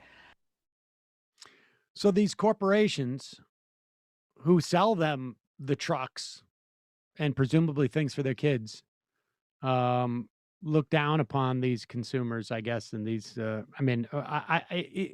is all, this is what happens over there. They try and somehow, desperate to make this about Democrats and liberals or whatever, or the left or whomever it is, are sneering and are egg-headed, and they just look down upon these people. I like the fact that they are accepting the idea that there can be regulation of corporations. I'm all for that. I don't think these corporations are going to do very well if they're not allowed to require vaccinations in situations where people would want them. But in the service, go ahead. I just want to say, speaking as a North Dakotan, I talked to some North Dakotans who are hesitant about getting vaxxed, and they're saying the one thing that kind of is in the way is East Coast people won't validate their trucks. Let me help folks by saying, look, your F-250s, your F-350s, okay. If you need a truck like that, that's fine. Your F-150s, sorry. I won't validate that. You can't even put a plow on those things. I'll validate the Hemi Rams. A Ram 1500, okay. But you can't put a plow on F-150. That's just like a big, like a 5 times larger than it needs to be station wagon. Dr. Brittany Kobia, it's coming from Alabama.com, said Monday that all but one of her COVID patients in Alabama did not receive the vaccine. The vaccinated patient, she said, just needed a little oxygen and is expected to fully recover. Some of the others are dying. I'm admitting young, healthy people to the hospital with very serious COVID infections, wrote Kobia, a hospitalist at Grandview Medical Center in Birmingham. She wrote this on Facebook on Sunday. Quote, one of the last things they do before they're intubated is beg me for the vaccine. I hold their hand and tell them that I'm sorry, but it's too late. Alabama has about 34% of its people who are vaccinated. In Alabama, state officials, this is according to Alabama.com, state officials report 94% of COVID hospital patients and 96% of Alabamians who have died of COVID since April were not fully vaccinated. Kobia wrote on Facebook, a few days later, when I call time of death, I hug their family members and tell them the best way to honor their loved one is to go get vaccinated and encourage everyone they know to do the same. They cry and they tell me they didn't know. They thought it was a hoax. They thought it was political. Where are they getting this idea? They thought because they had a certain blood type or a certain skin color, they wouldn't get as sick. They thought it was, quote, just the flu. Where did they get that idea? I remember what Sean Hannity was saying at the beginning of this. In fact, I think 8-9 months, I think a year ago, I said at one point we're going to be able to overlay deaths from COVID with Sean Hannity's ratings. And we're going to see, at the very least, a correlation. I would argue a causation. They thought it was just a flu, but they were wrong. And they wish they could go back, but they can't. So they thank me and they go get the vaccine. And I go back to my office, write their death note, and say a small prayer that this loss will save more lives. And then she writes, and it was very sort of like frank and honest of her. She said, you know, you want to walk into that room thinking that they've made their own choice by not getting vaccinated, but then you get in there and you see that they're human beings who are suffering and you feel horrible. And of course, and this is someone who has been, you know, dealing with this pandemic for a year and a half intensely, as someone who works at a hospital. It's really horrific. I honestly, I don't know how someone like Tucker Carlson or Laura Ingraham, I don't know how they sleep at night. And I mean, I know that sounds sort of hackneyed, but I really don't. I mean, how despicable. How just like, it's just insane to me, but I don't know. And, you know, frankly, it doesn't matter if there's one moment where Sean Hannity or Ben Shapiro say, I got vaccinated, you should get vaccinated. My wife got vaccinated, you should get vaccinated. If you spend the rest of the time, and anybody who's been doing what they've been doing for any period of time understands how their message is received. When they say that one time and then they have 3 other segments that night or the next day or the week that create vaccine skepticism. Hannity literally sandwiched his one with those type of segments. Yeah, I'll tell you why they do that. Okay, this is a little professional trade secret. They do that so they can look to that when they get accused of causing this type of death and destruction. They can look at it and say, look at what I did. Look at this segment. And they know that you or us or the general population won't say, well, look at the aggregate of everything you've done. Look at the aggregate of everything you've done over the course of this entire time. Never mind just the show itself, that one show. They know what they're doing. It's almost more despicable. Steve Scalise comes out and says, I got the shot on Sunday. Well, you know what, dude? Why do you think there is a Delta variant? It is because we haven't vaccinated enough of the world. And that world happens to include the United States. So the idea of like, well, now I got it because the Delta variant is here. It's just unbelievable to me. It's just unbelievable.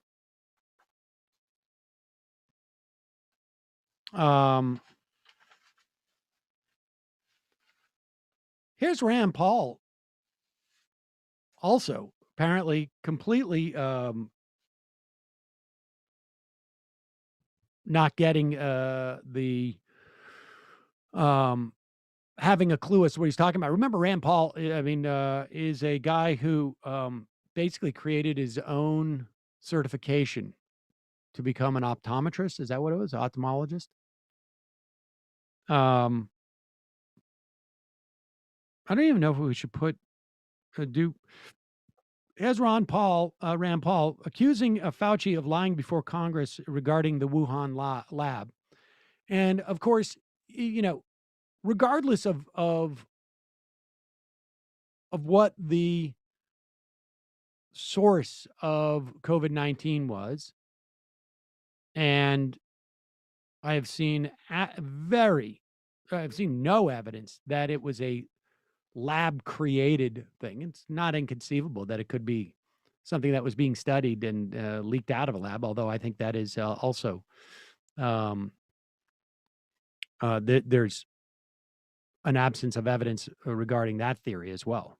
But here's Rand Paul just driving this vaccine hesitancy by shrouding it as if like it was in some level, like, because this, you have to reverse engineer it. This exchange is going to be used by those who want to create skepticism about the vaccine as to like, this all goes into the plandemic theory. It all becomes fodder for that theory. Dr. Fauci, knowing that it is a crime to lie to Congress, do you wish to retract your statement of May 11th where you claimed that the NIH never funded gain-of-function research in Wuhan? Senator Paul, I have never lied before the Congress. Microphone. Your microphone. Senator Paul, I have never lied before the Congress, and I do not retract that statement. This paper that you are referring to was judged by qualified staff up and down the chain as not being gain of function. So let me finish. You take an animal virus and you increase its transmissibility to humans. Right. You're saying that's not gain of function? Yeah, that is correct. And Senator Paul, you do not know what you are talking about, quite frankly. And I want to say that officially. You do not know what you are talking about.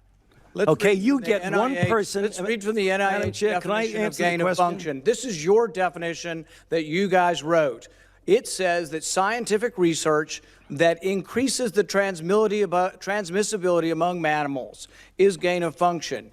They took animal viruses that only occur in animals and they increased their transmissibility to humans. How you can say that is not gain of function? It is not. It's a dance, and you're dancing around this because you're trying to obscure responsibility for 4 million people dying around the world from a pandemic. And let's let Dr. Fauci. I have to, well, now you're getting into something. If the point that you are making is that the grant that was funded as a sub-award from EcoHealth to Wuhan created SARS-CoV-2. That's where you are getting. Let me finish. We don't know. Well, we don't wait know a minute. If it did come from the lab, but all the evidence is pointing that it came from the lab, and there will be responsibility for those who funded the lab, including yourself. I totally This committee will allow the witness to respond. I totally resent the lie that you are now propagating, Senator. Let's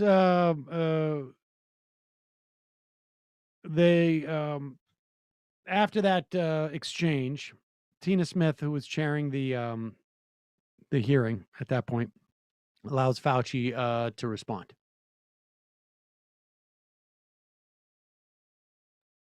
And if anybody is lying here, Senator, it is you. Senator Smith. Thank you, Dr. Fauci. And thanks to all of our panelists for being here today. And thank you, Chair Murray and Ranking Member Burr. I just want to say, Dr. Fauci, is there anything more that you would like to say to counteract these attacks on your integrity that we've all just witnessed? Well, Senator, thank you. I don't think I have anything further to say. This is a pattern that Senator Paul has been doing now at multiple hearings based on no reality. He keeps talking about gain of function. This has been evaluated multiple times by qualified people to not fall under the gain of function definition. I have not lied before Congress. I have never lied, certainly not before Congress. Case closed. Thank you.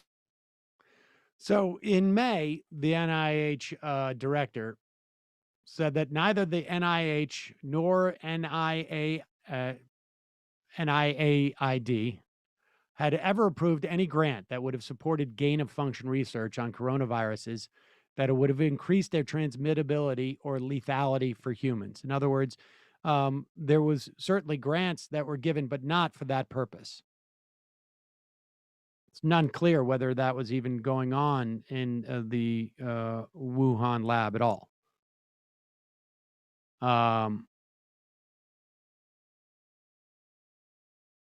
But there was no, the gist of this at the end of the day is to cast more, I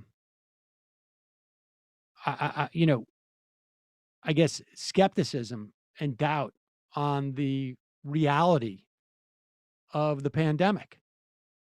That's ultimately what it is, right? I mean, this is all an extension of that plandemic stuff. And if they can build this case that it was a plandemic, not a pandemic, but it was planned, then of course it becomes like, why did they do this? To exercise control over us, because somehow there's some value to government to force us to wear masks. And that this, the vaccine was just basically something developed so that they could make money only. It's not really going to do anything. It's not really important. It's all part of the plandemic. I mean, that's what's going on here. It's insane. It really is nuts.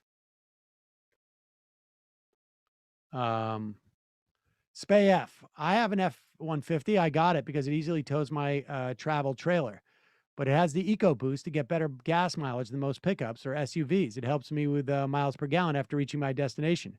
I readily admit I do not care about any truck qualities otherwise.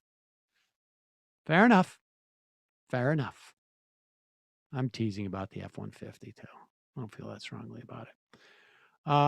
Calling from a 614 area code. Who's this? Where are you calling from? Hey, this is Emily from Columbus. Emily from Columbus. What's on your mind? Hi. Well, first, I just wanted to say, really feeling strongly about Michael Brooks. My husband and I are huge fans of the show. And yeah, so just thinking about him, thinking about that. Really briefly, I wanted to talk about the Indigenous boarding schools. I know I'm a little late to the breaking news about it, but I wanted to talk about that. Sure. And we should just catch people up. There was, through investigations, I guess, in Canada, they found that there was at least one instance, and I imagine people are suspecting many more of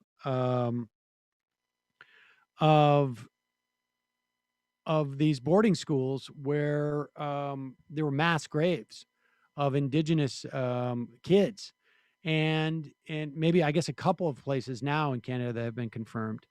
And then Deb Haaland in this country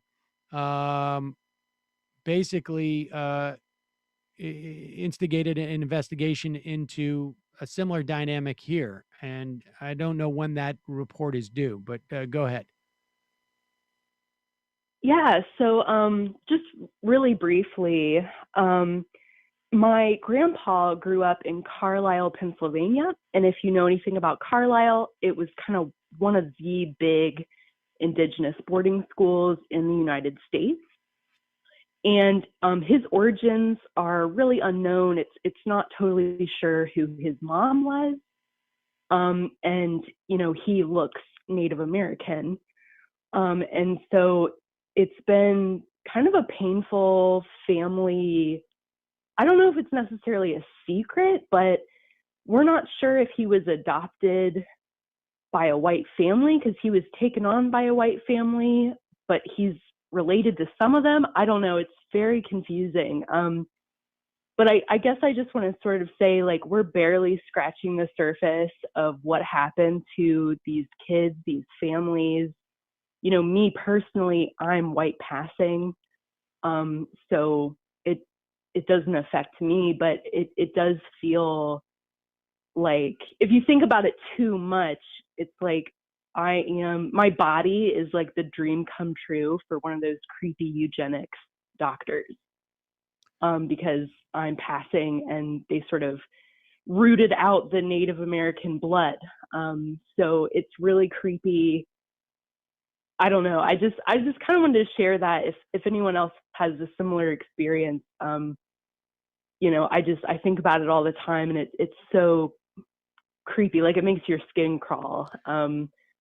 So I don't know. I just wanted to share. Yeah, well, I appreciate that. I mean, it is, it does sort of make more explicit, like, you know, what the agenda was here. And it was both, you know, from a genetic perspective, but also from a cultural perspective, right? Like, so we're just going to essentially, like, we're going to eliminate this indigenous culture and right. and teach you how to farm and do laundry. Exactly. Appreciate the call, Emily. And I have a feeling we'll be talking more about it as, you know, we start to get results in from investigations in this country as well.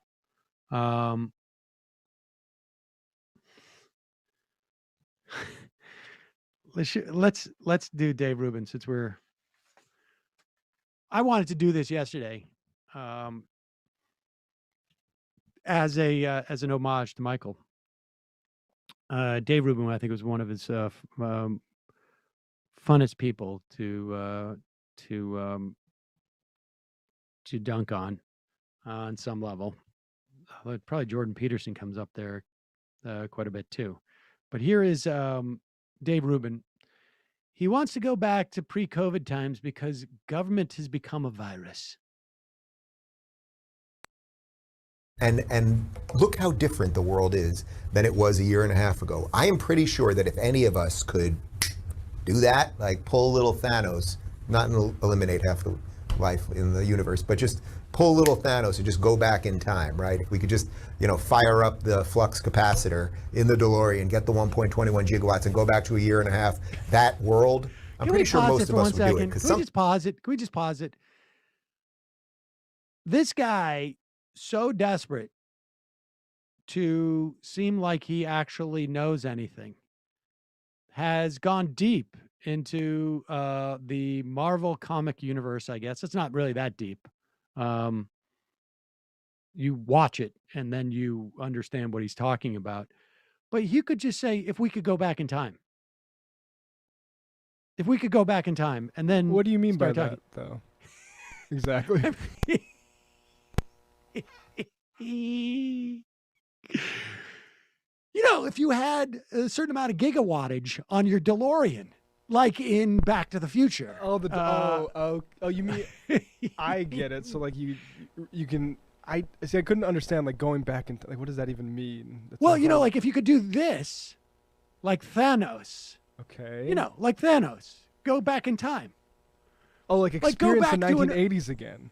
Right, exactly. Or go back to like... You should have said the snap your fingers thing first. Snap your fingers like Thanos, and you could go back to, you know, pre-COVID. But I learned from Tim Pool, Thanos is about like wiping out half the universe. That's not involved. Well, yeah, but not that part about it. Oh, not that part about it. Just the part about like where he snaps with his fingers like that and then goes back in time.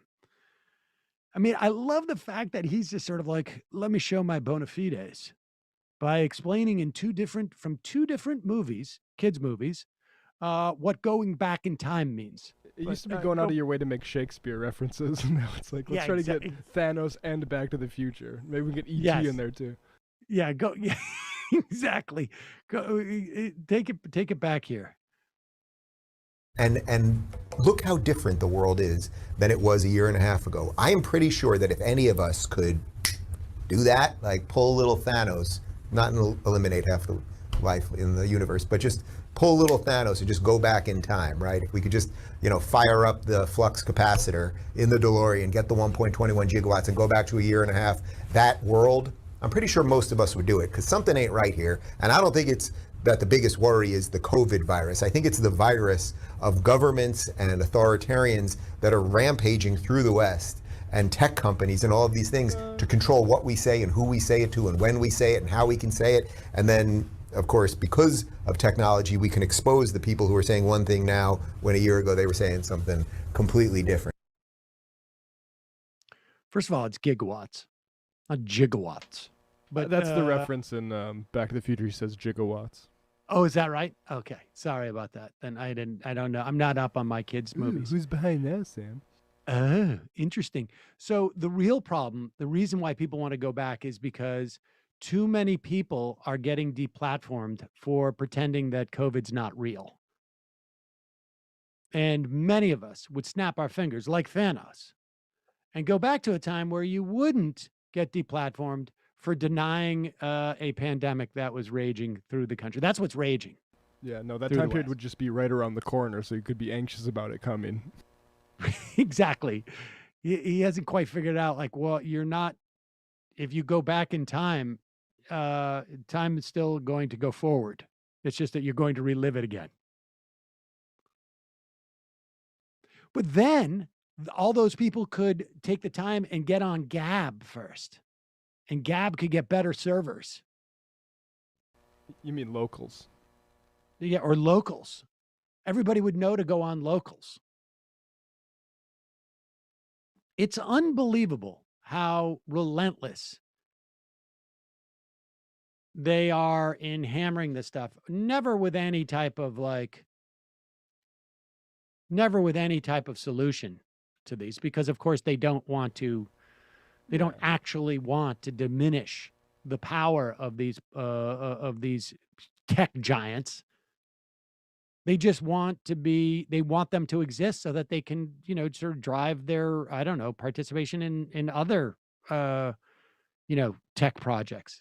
Rubin goes back in time to the start of the pandemic and says, like, relax, guys. I know this sounds scary, but it's only going to kill about 600 to 900,000 people after like a year and a half. So nothing to worry about. In this country. In this country alone. In this country alone. Don't worry about that, but do worry about the fact that the president won't be on Twitter. That's the problem. All right, since we're in the sort of like Thanos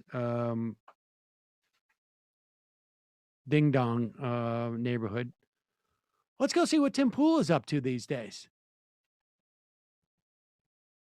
There's a homeless guy outside, and he's like, let me sleep in your house. And I'm like, no, you are causing my suffering. It is your fault.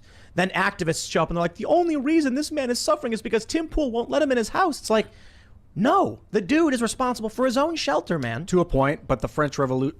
No, literally period. Well, but if there's a monarch that's hoarding all the materials so that the people are starving and suffering, it is the monarch's fault. Why? Because he's, by force, keeping them from their stuff. Or the stuff that their community has produced. So can they, like, leave?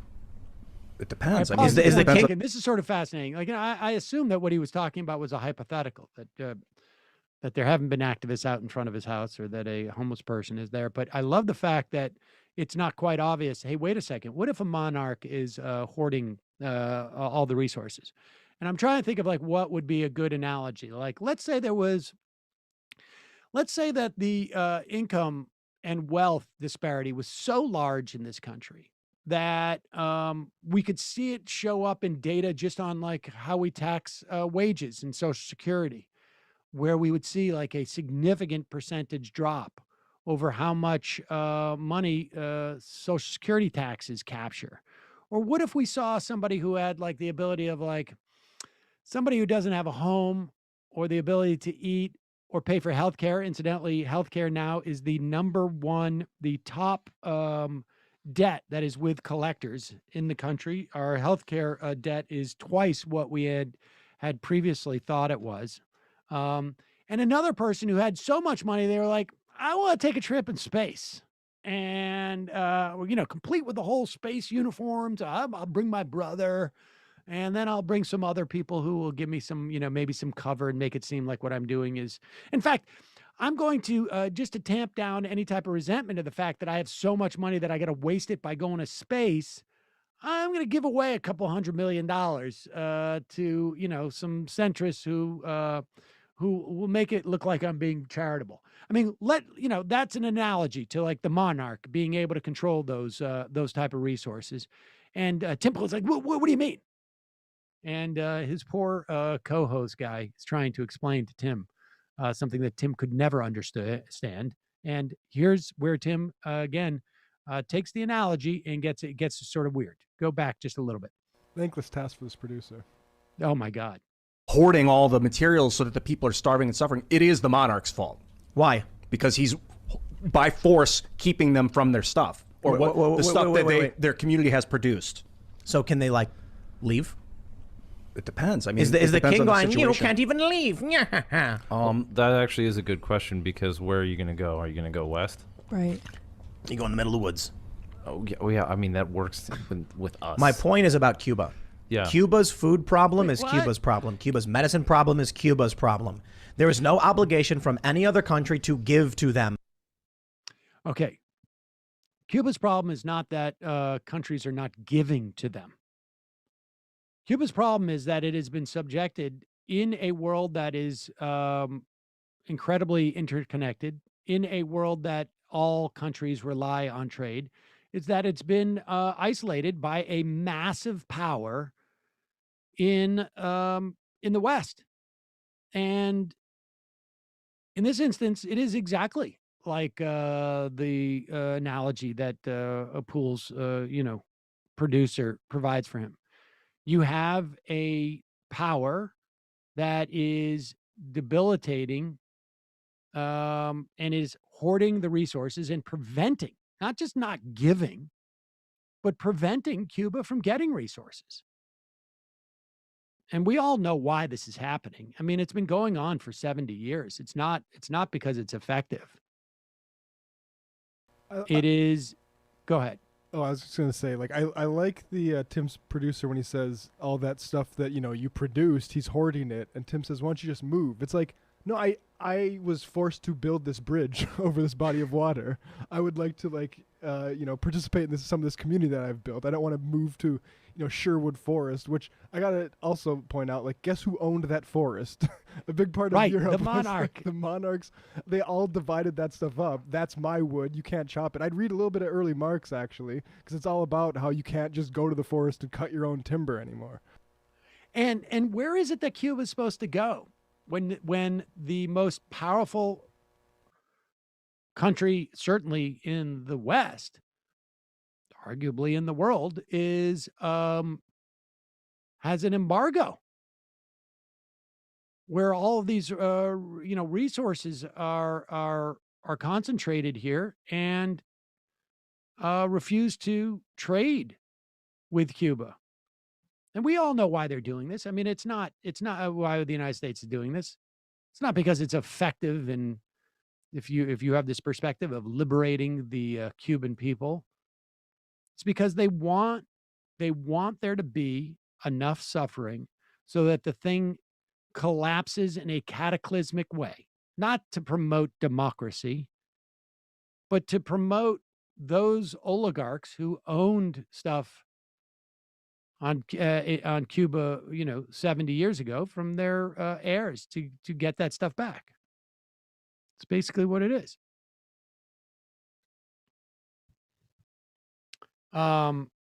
They just go into the woods. Just go into the woods.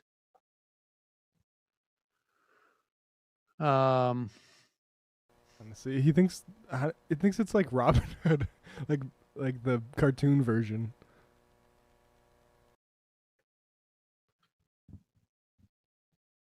He's also, somebody points out, Moon in the Lake says, "Can you leave?" Says the guy that is against accepting refugees. Like, where are you going to go? We're going to live on a garbage scow off the coast of of America.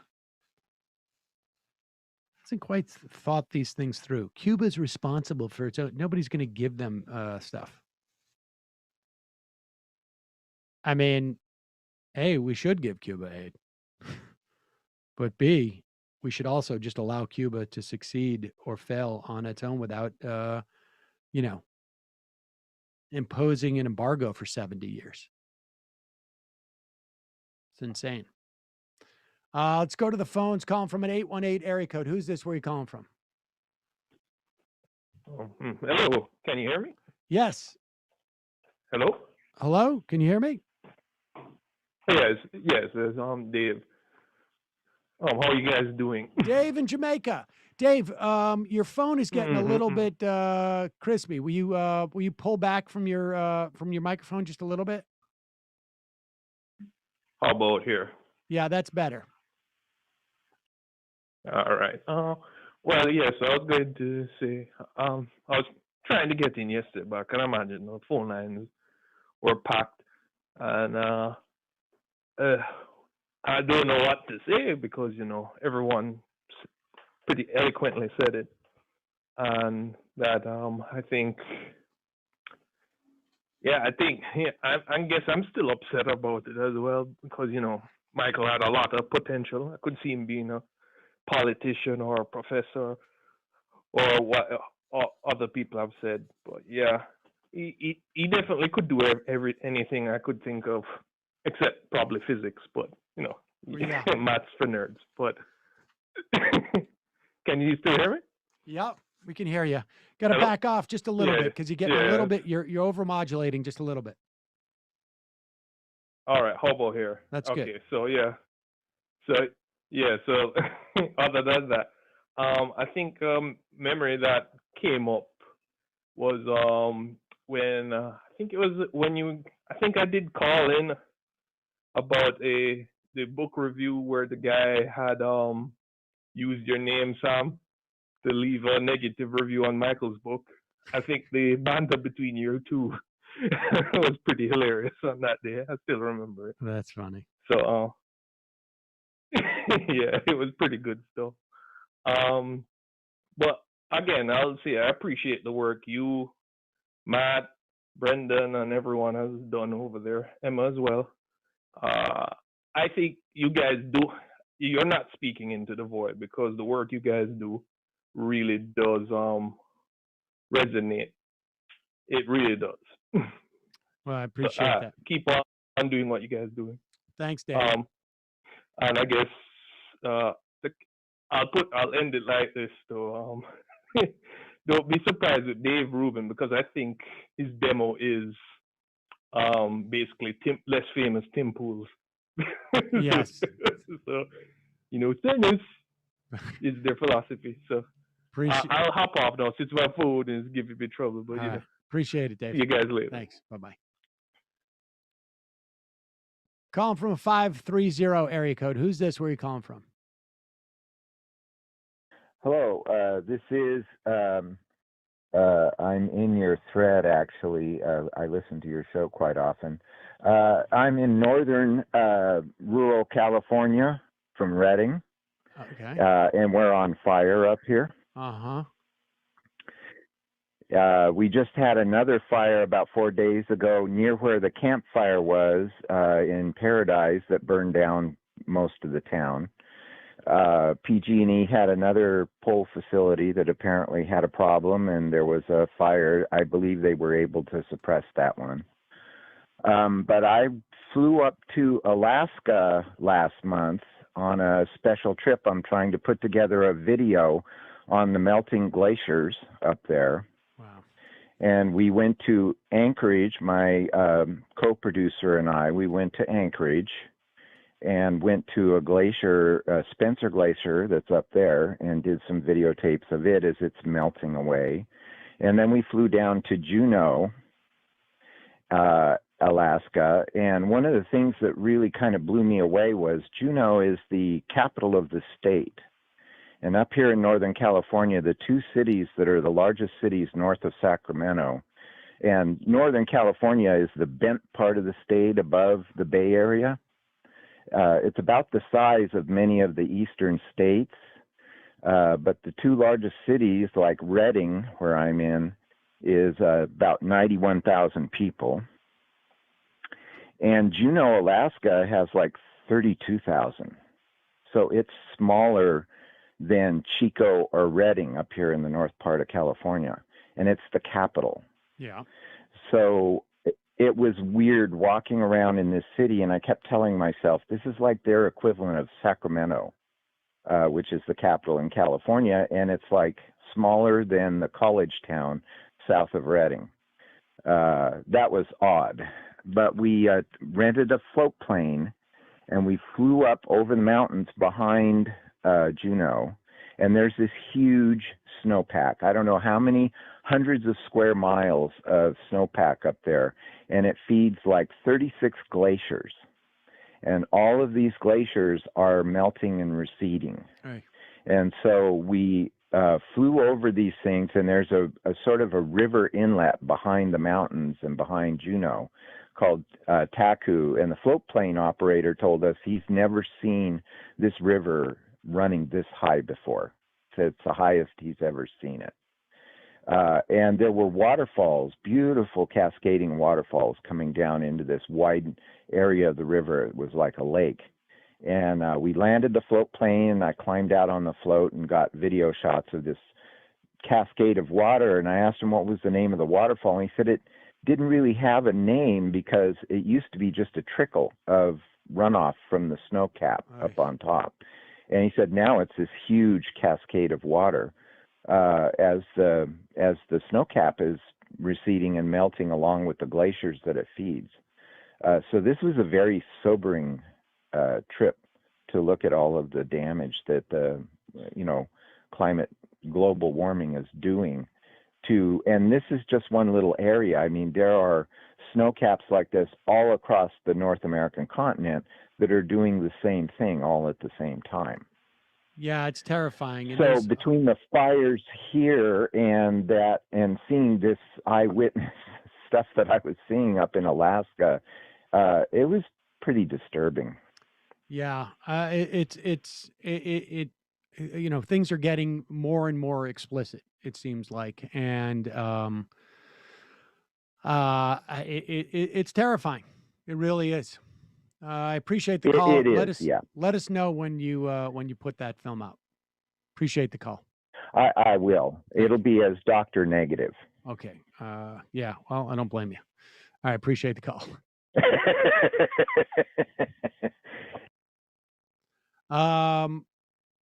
Fade away. Hey, Sam, just as an update on the residential school situation here in Canada, there have been 6 schools with unmarked graves found so far containing over 1,000 suspected remains of children.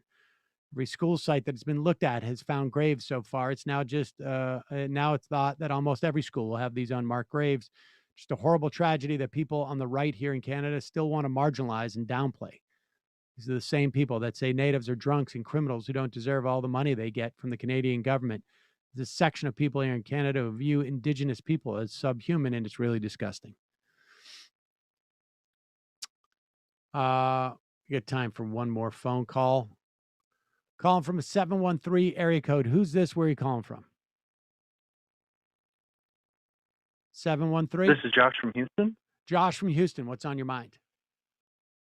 Well, I just wanted to say that you were talking about Michael earlier, and the thing that really brought me into looking at what he was talking about was not Dave Rubin or Jordan Peterson, but really Sam Harris.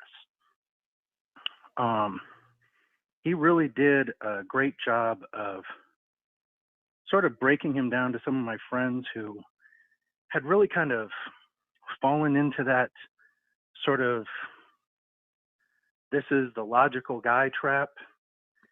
And I just really wanted to say that meant a lot to a lot of people. But I also wanted to agree with Kowalski that it's great having Emma on there now, because her work at TYT when she was talking to the Trump people, that was it.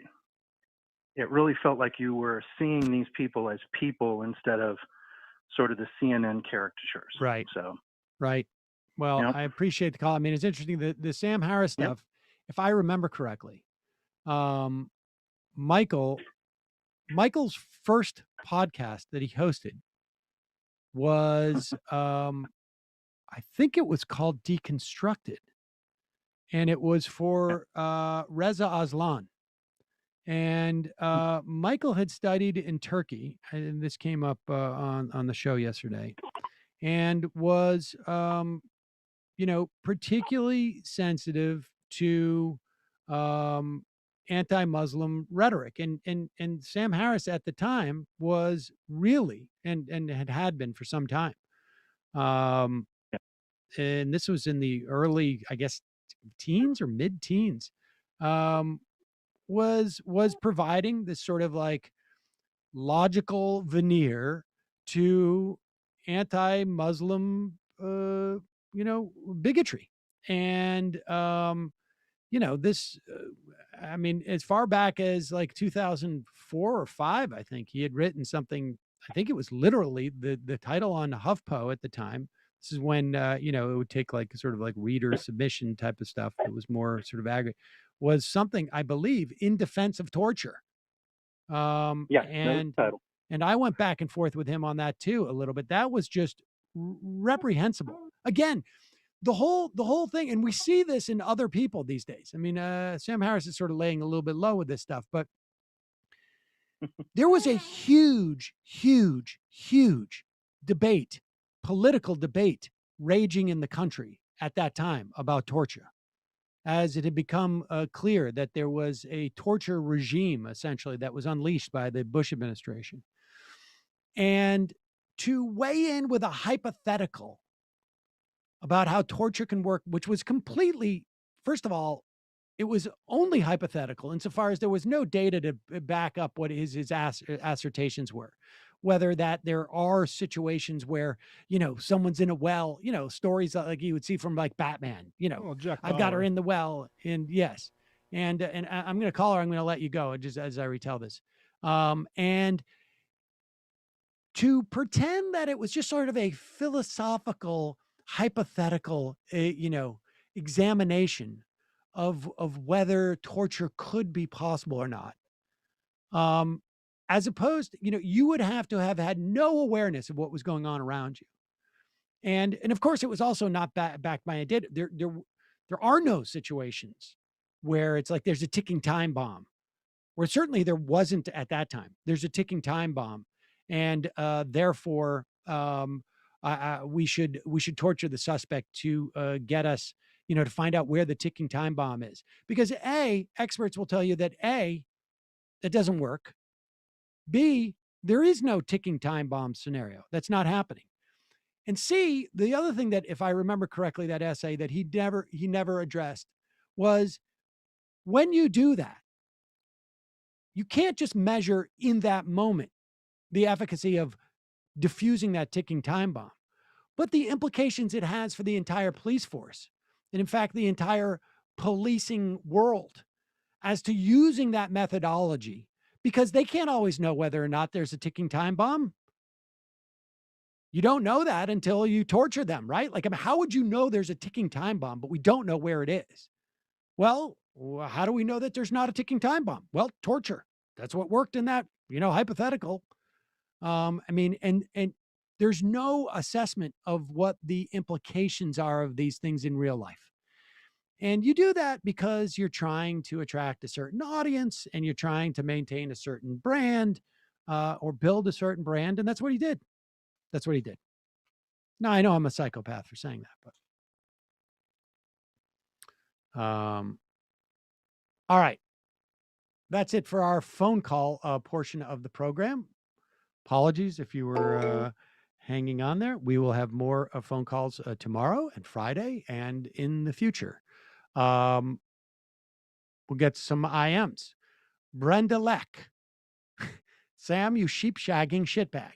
You are so outclassed by the rest of the MR crew, I'm surprised you don't just take off your man spanks and walk straight into the ocean. I have no doubt that constantly on Emma and Matt and Brendan's mind is, yes, Sam, we know.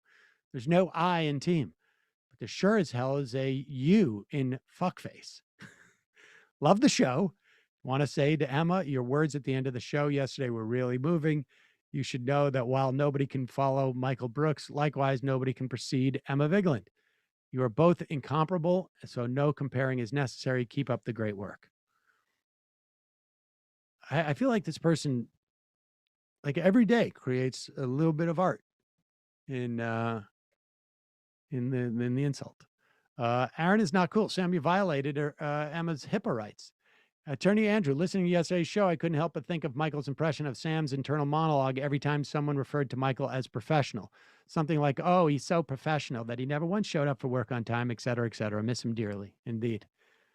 Young Biden, I started listening to MR less than a week before Michael died and afterwards spent hours watching clips from his show, especially the ones with Harvey K. I was really impressed with how knowledgeable he was and disappointed I hadn't had the chance to appreciate his work while he was alive. I'm attending college this fall, and I hope to major in something related to politics or history, which I feel I owe in part to the work that he did and the interest that sparked it in me. And the fact that he had a similar effect on so many people is testament to how good he was at what he did, indeed. Radical Lib. Couldn't get in yesterday, but just wanted to add that Michael had the quickest and cleverest wit of anyone, comedian or not. My favorite moment may have been when, after a discussion of her cozy concept, Michael suggested Isabel Gillies should feng shui her Facebook page. Travis from Pittsburgh.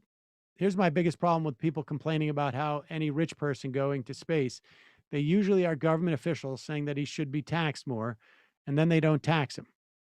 It's not that complicated. If they want them taxed, then they can, but they won't. So honestly, I'm sick of bitching if they never want to do anything about it. Most Americans already support higher taxes for the rich. You don't need to convince the public anymore. Well,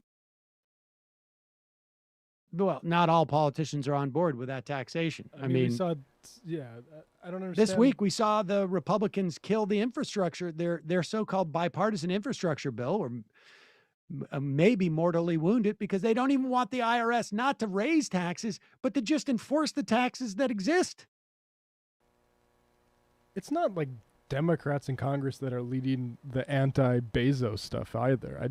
I don't really understand that. Psaki was calling it American exceptionalism. I know it.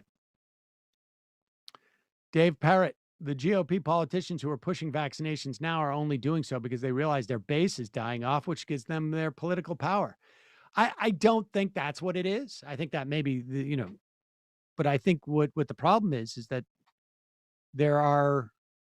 they must have polling that show like independents are just like, can't believe that there is a political party that is essentially running on the concept of don't get vaccinated. They're just thinking like, please just stick to pretending that our kindergartners are learning critical race theory and that there's something problematic about learning about Jim Crow laws. John McCain's brain tumor. I was playing cards the other night with Jeffrey Epstein's collapsed trachea from Strom Thurmond's clogged artery. We all agreed Michael did more good for the world than the three of us combined. He was a treasure and he is missed. It's pretty good. Cower it with Crowder. None of these billionaires that are going to space are developing their own technologies. They're using technology that was developed by government agencies that allow for space travel. A better analogy for Pim Tool is if we keep a family confined to their house and prevented anyone from bringing anything to them. Indeed. Hey, it's Josh. I wanted to talk about that Jimmy Dore segment you all played a few weeks back where Dore urged his audience to just hear out the Boogaloo Boys. The Boogaloo Boys were at the Unite the Right Nazi rally in Charlottesville. They stormed the Michigan State Capitol building and were involved with the kidnapping plot of Governor Gretchen Whitmer. They were also behind the killing of an Oakland cop, which they hoped to blame on BLM. They were front and center at the January 6th insurrection. Jimmy Dore urging people on the left to listen to these people and be open to working together just exposes utter irresponsibility and stupidity. Frontline put out an in-depth documentary about all this. It's worth checking out. Yeah, I would imagine they're probably lousy with feds too. I just think that if you're going to, I don't think you're responsible for every utterance that someone makes who you invite onto your show. I think you have less responsibility for people whose show you go on to. I'm not saying you don't have any, but I don't think that the bar is the same. But to have somebody on and sort of just admit, like you haven't done anything about them, but there's only one word that they heard that they brought them on, is either I don't believe it, or it's just incredibly irresponsible and indicative of like the homework you put into anything you say.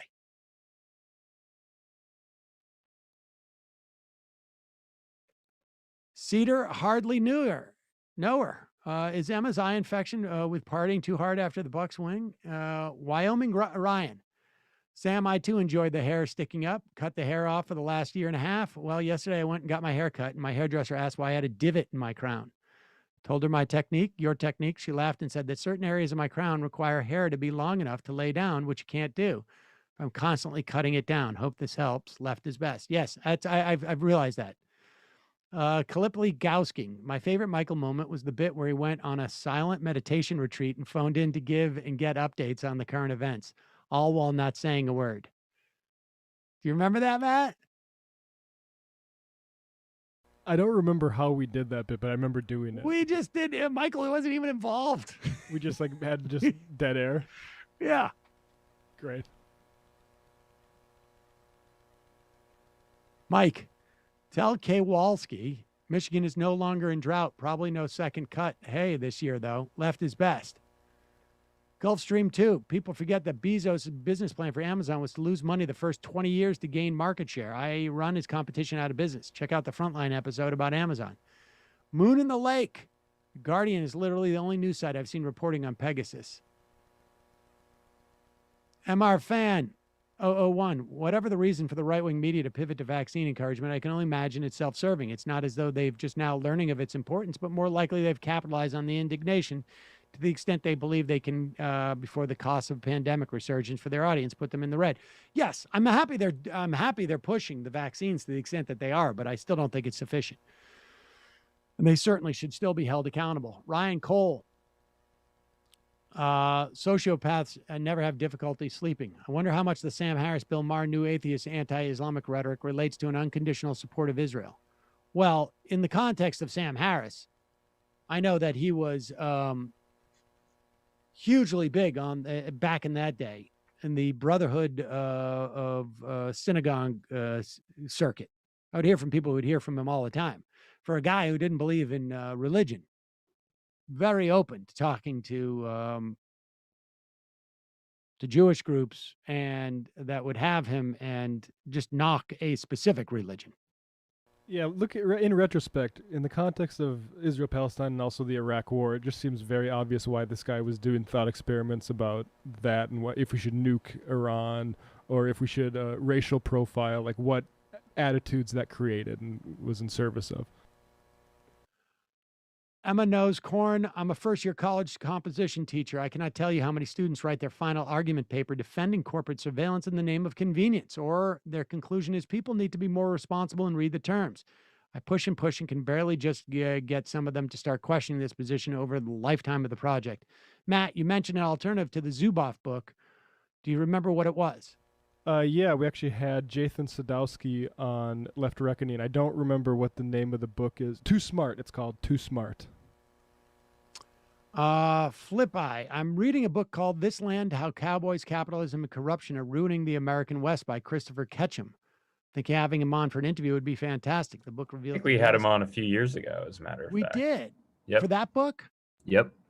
There you go. Boom. Check the archive. Emma Pooh Bowner. Sam, my tushy, you should mention they have a portable bidet. It's good for anyone who has tankless toilet and can install one. Gotta be quick. Nerd Cheetah. Way less a Michael replacement, more a Jamie replacement. One of the background voices seems to be attempting a Michael vibe, suddenly full of social and political cross-referencing and low-key condescension. Target deserving usually, so good stuff. Is that Matt? I don't know. I assume they're talking about me. I have been condescending. Thanks for noticing. It's working. About time that guy realized it. Sam Soft Collared shirt. Sam, when discussing your fashion choices, the word is sartorial, not sartorial. I don't know. That said, I love the show and I've been a regular since Air America. I think you'll find it's Air America. Can't believe I've probably spent over 4,000 hours listening to you. Yeah, now apparently autocorrect changed it the way I said it. Louisiana is reporting 5,300 new cases of COVID, third highest count since the start of pandemic. This isn't over. Oy. RoboCat. It's unfortunate the Bezos space flight didn't happen prior to the union vote in Alabama. I hope that will fill and refuel and provide enough boost to launch the other union attempts. Sorry about the puns. All right. 4 more. Between the 101 and the 5. Tired of all these authoritarians telling us what we can and can't do. So soon we won't even be able to run DeLoreans on the rotten banana peels and garbage anymore. JK, Carlson, Ingraham et al. Are sociopaths. They sleep like sociopathic babies. The real question is, what will their immediate family and others in their daily proximity do to stop them? That's a good point. Thames Darwin. Has Tim Pool ever heard of feudalism? Serfs were referred to as tied to the land. They were often forbidden to leave and had to turn over all the produce to the next person up the pyramid of feudal power. What they received in return was protection, which of course was the monarch's responsibility. Like a weakened European history class, and he'd know this. 2 more angry Xer. Sam, will you validate my El Camino? Boom. Done. And the final I am of the day. Oh, I already read that one. Big Dick Cheney energy. What's the over-under on Marjorie Taylor Greene thinking HIPAA has something to do with hippopotamuses? Matt, Brendan, Emma, an abstention. Other guy, good job today. We will announce other guy's name on Friday. Maybe we'll just stay with other guy. We'll see. See you tomorrow. It might take all the strength I got to get to where I want, but I know somehow I'm gonna get there. I wasn't looking when I just got caught between the truth and the light bar, but finding out won't make me feel any better. Yeah, I know the clock is ticking, but the meds are gonna kick in, and my pilot light's shining bright. I guess somewhere the choice was made for the option where you don't get paid, for the road that bends before it finally breaks you. I guess somehow I lost my drive between the 101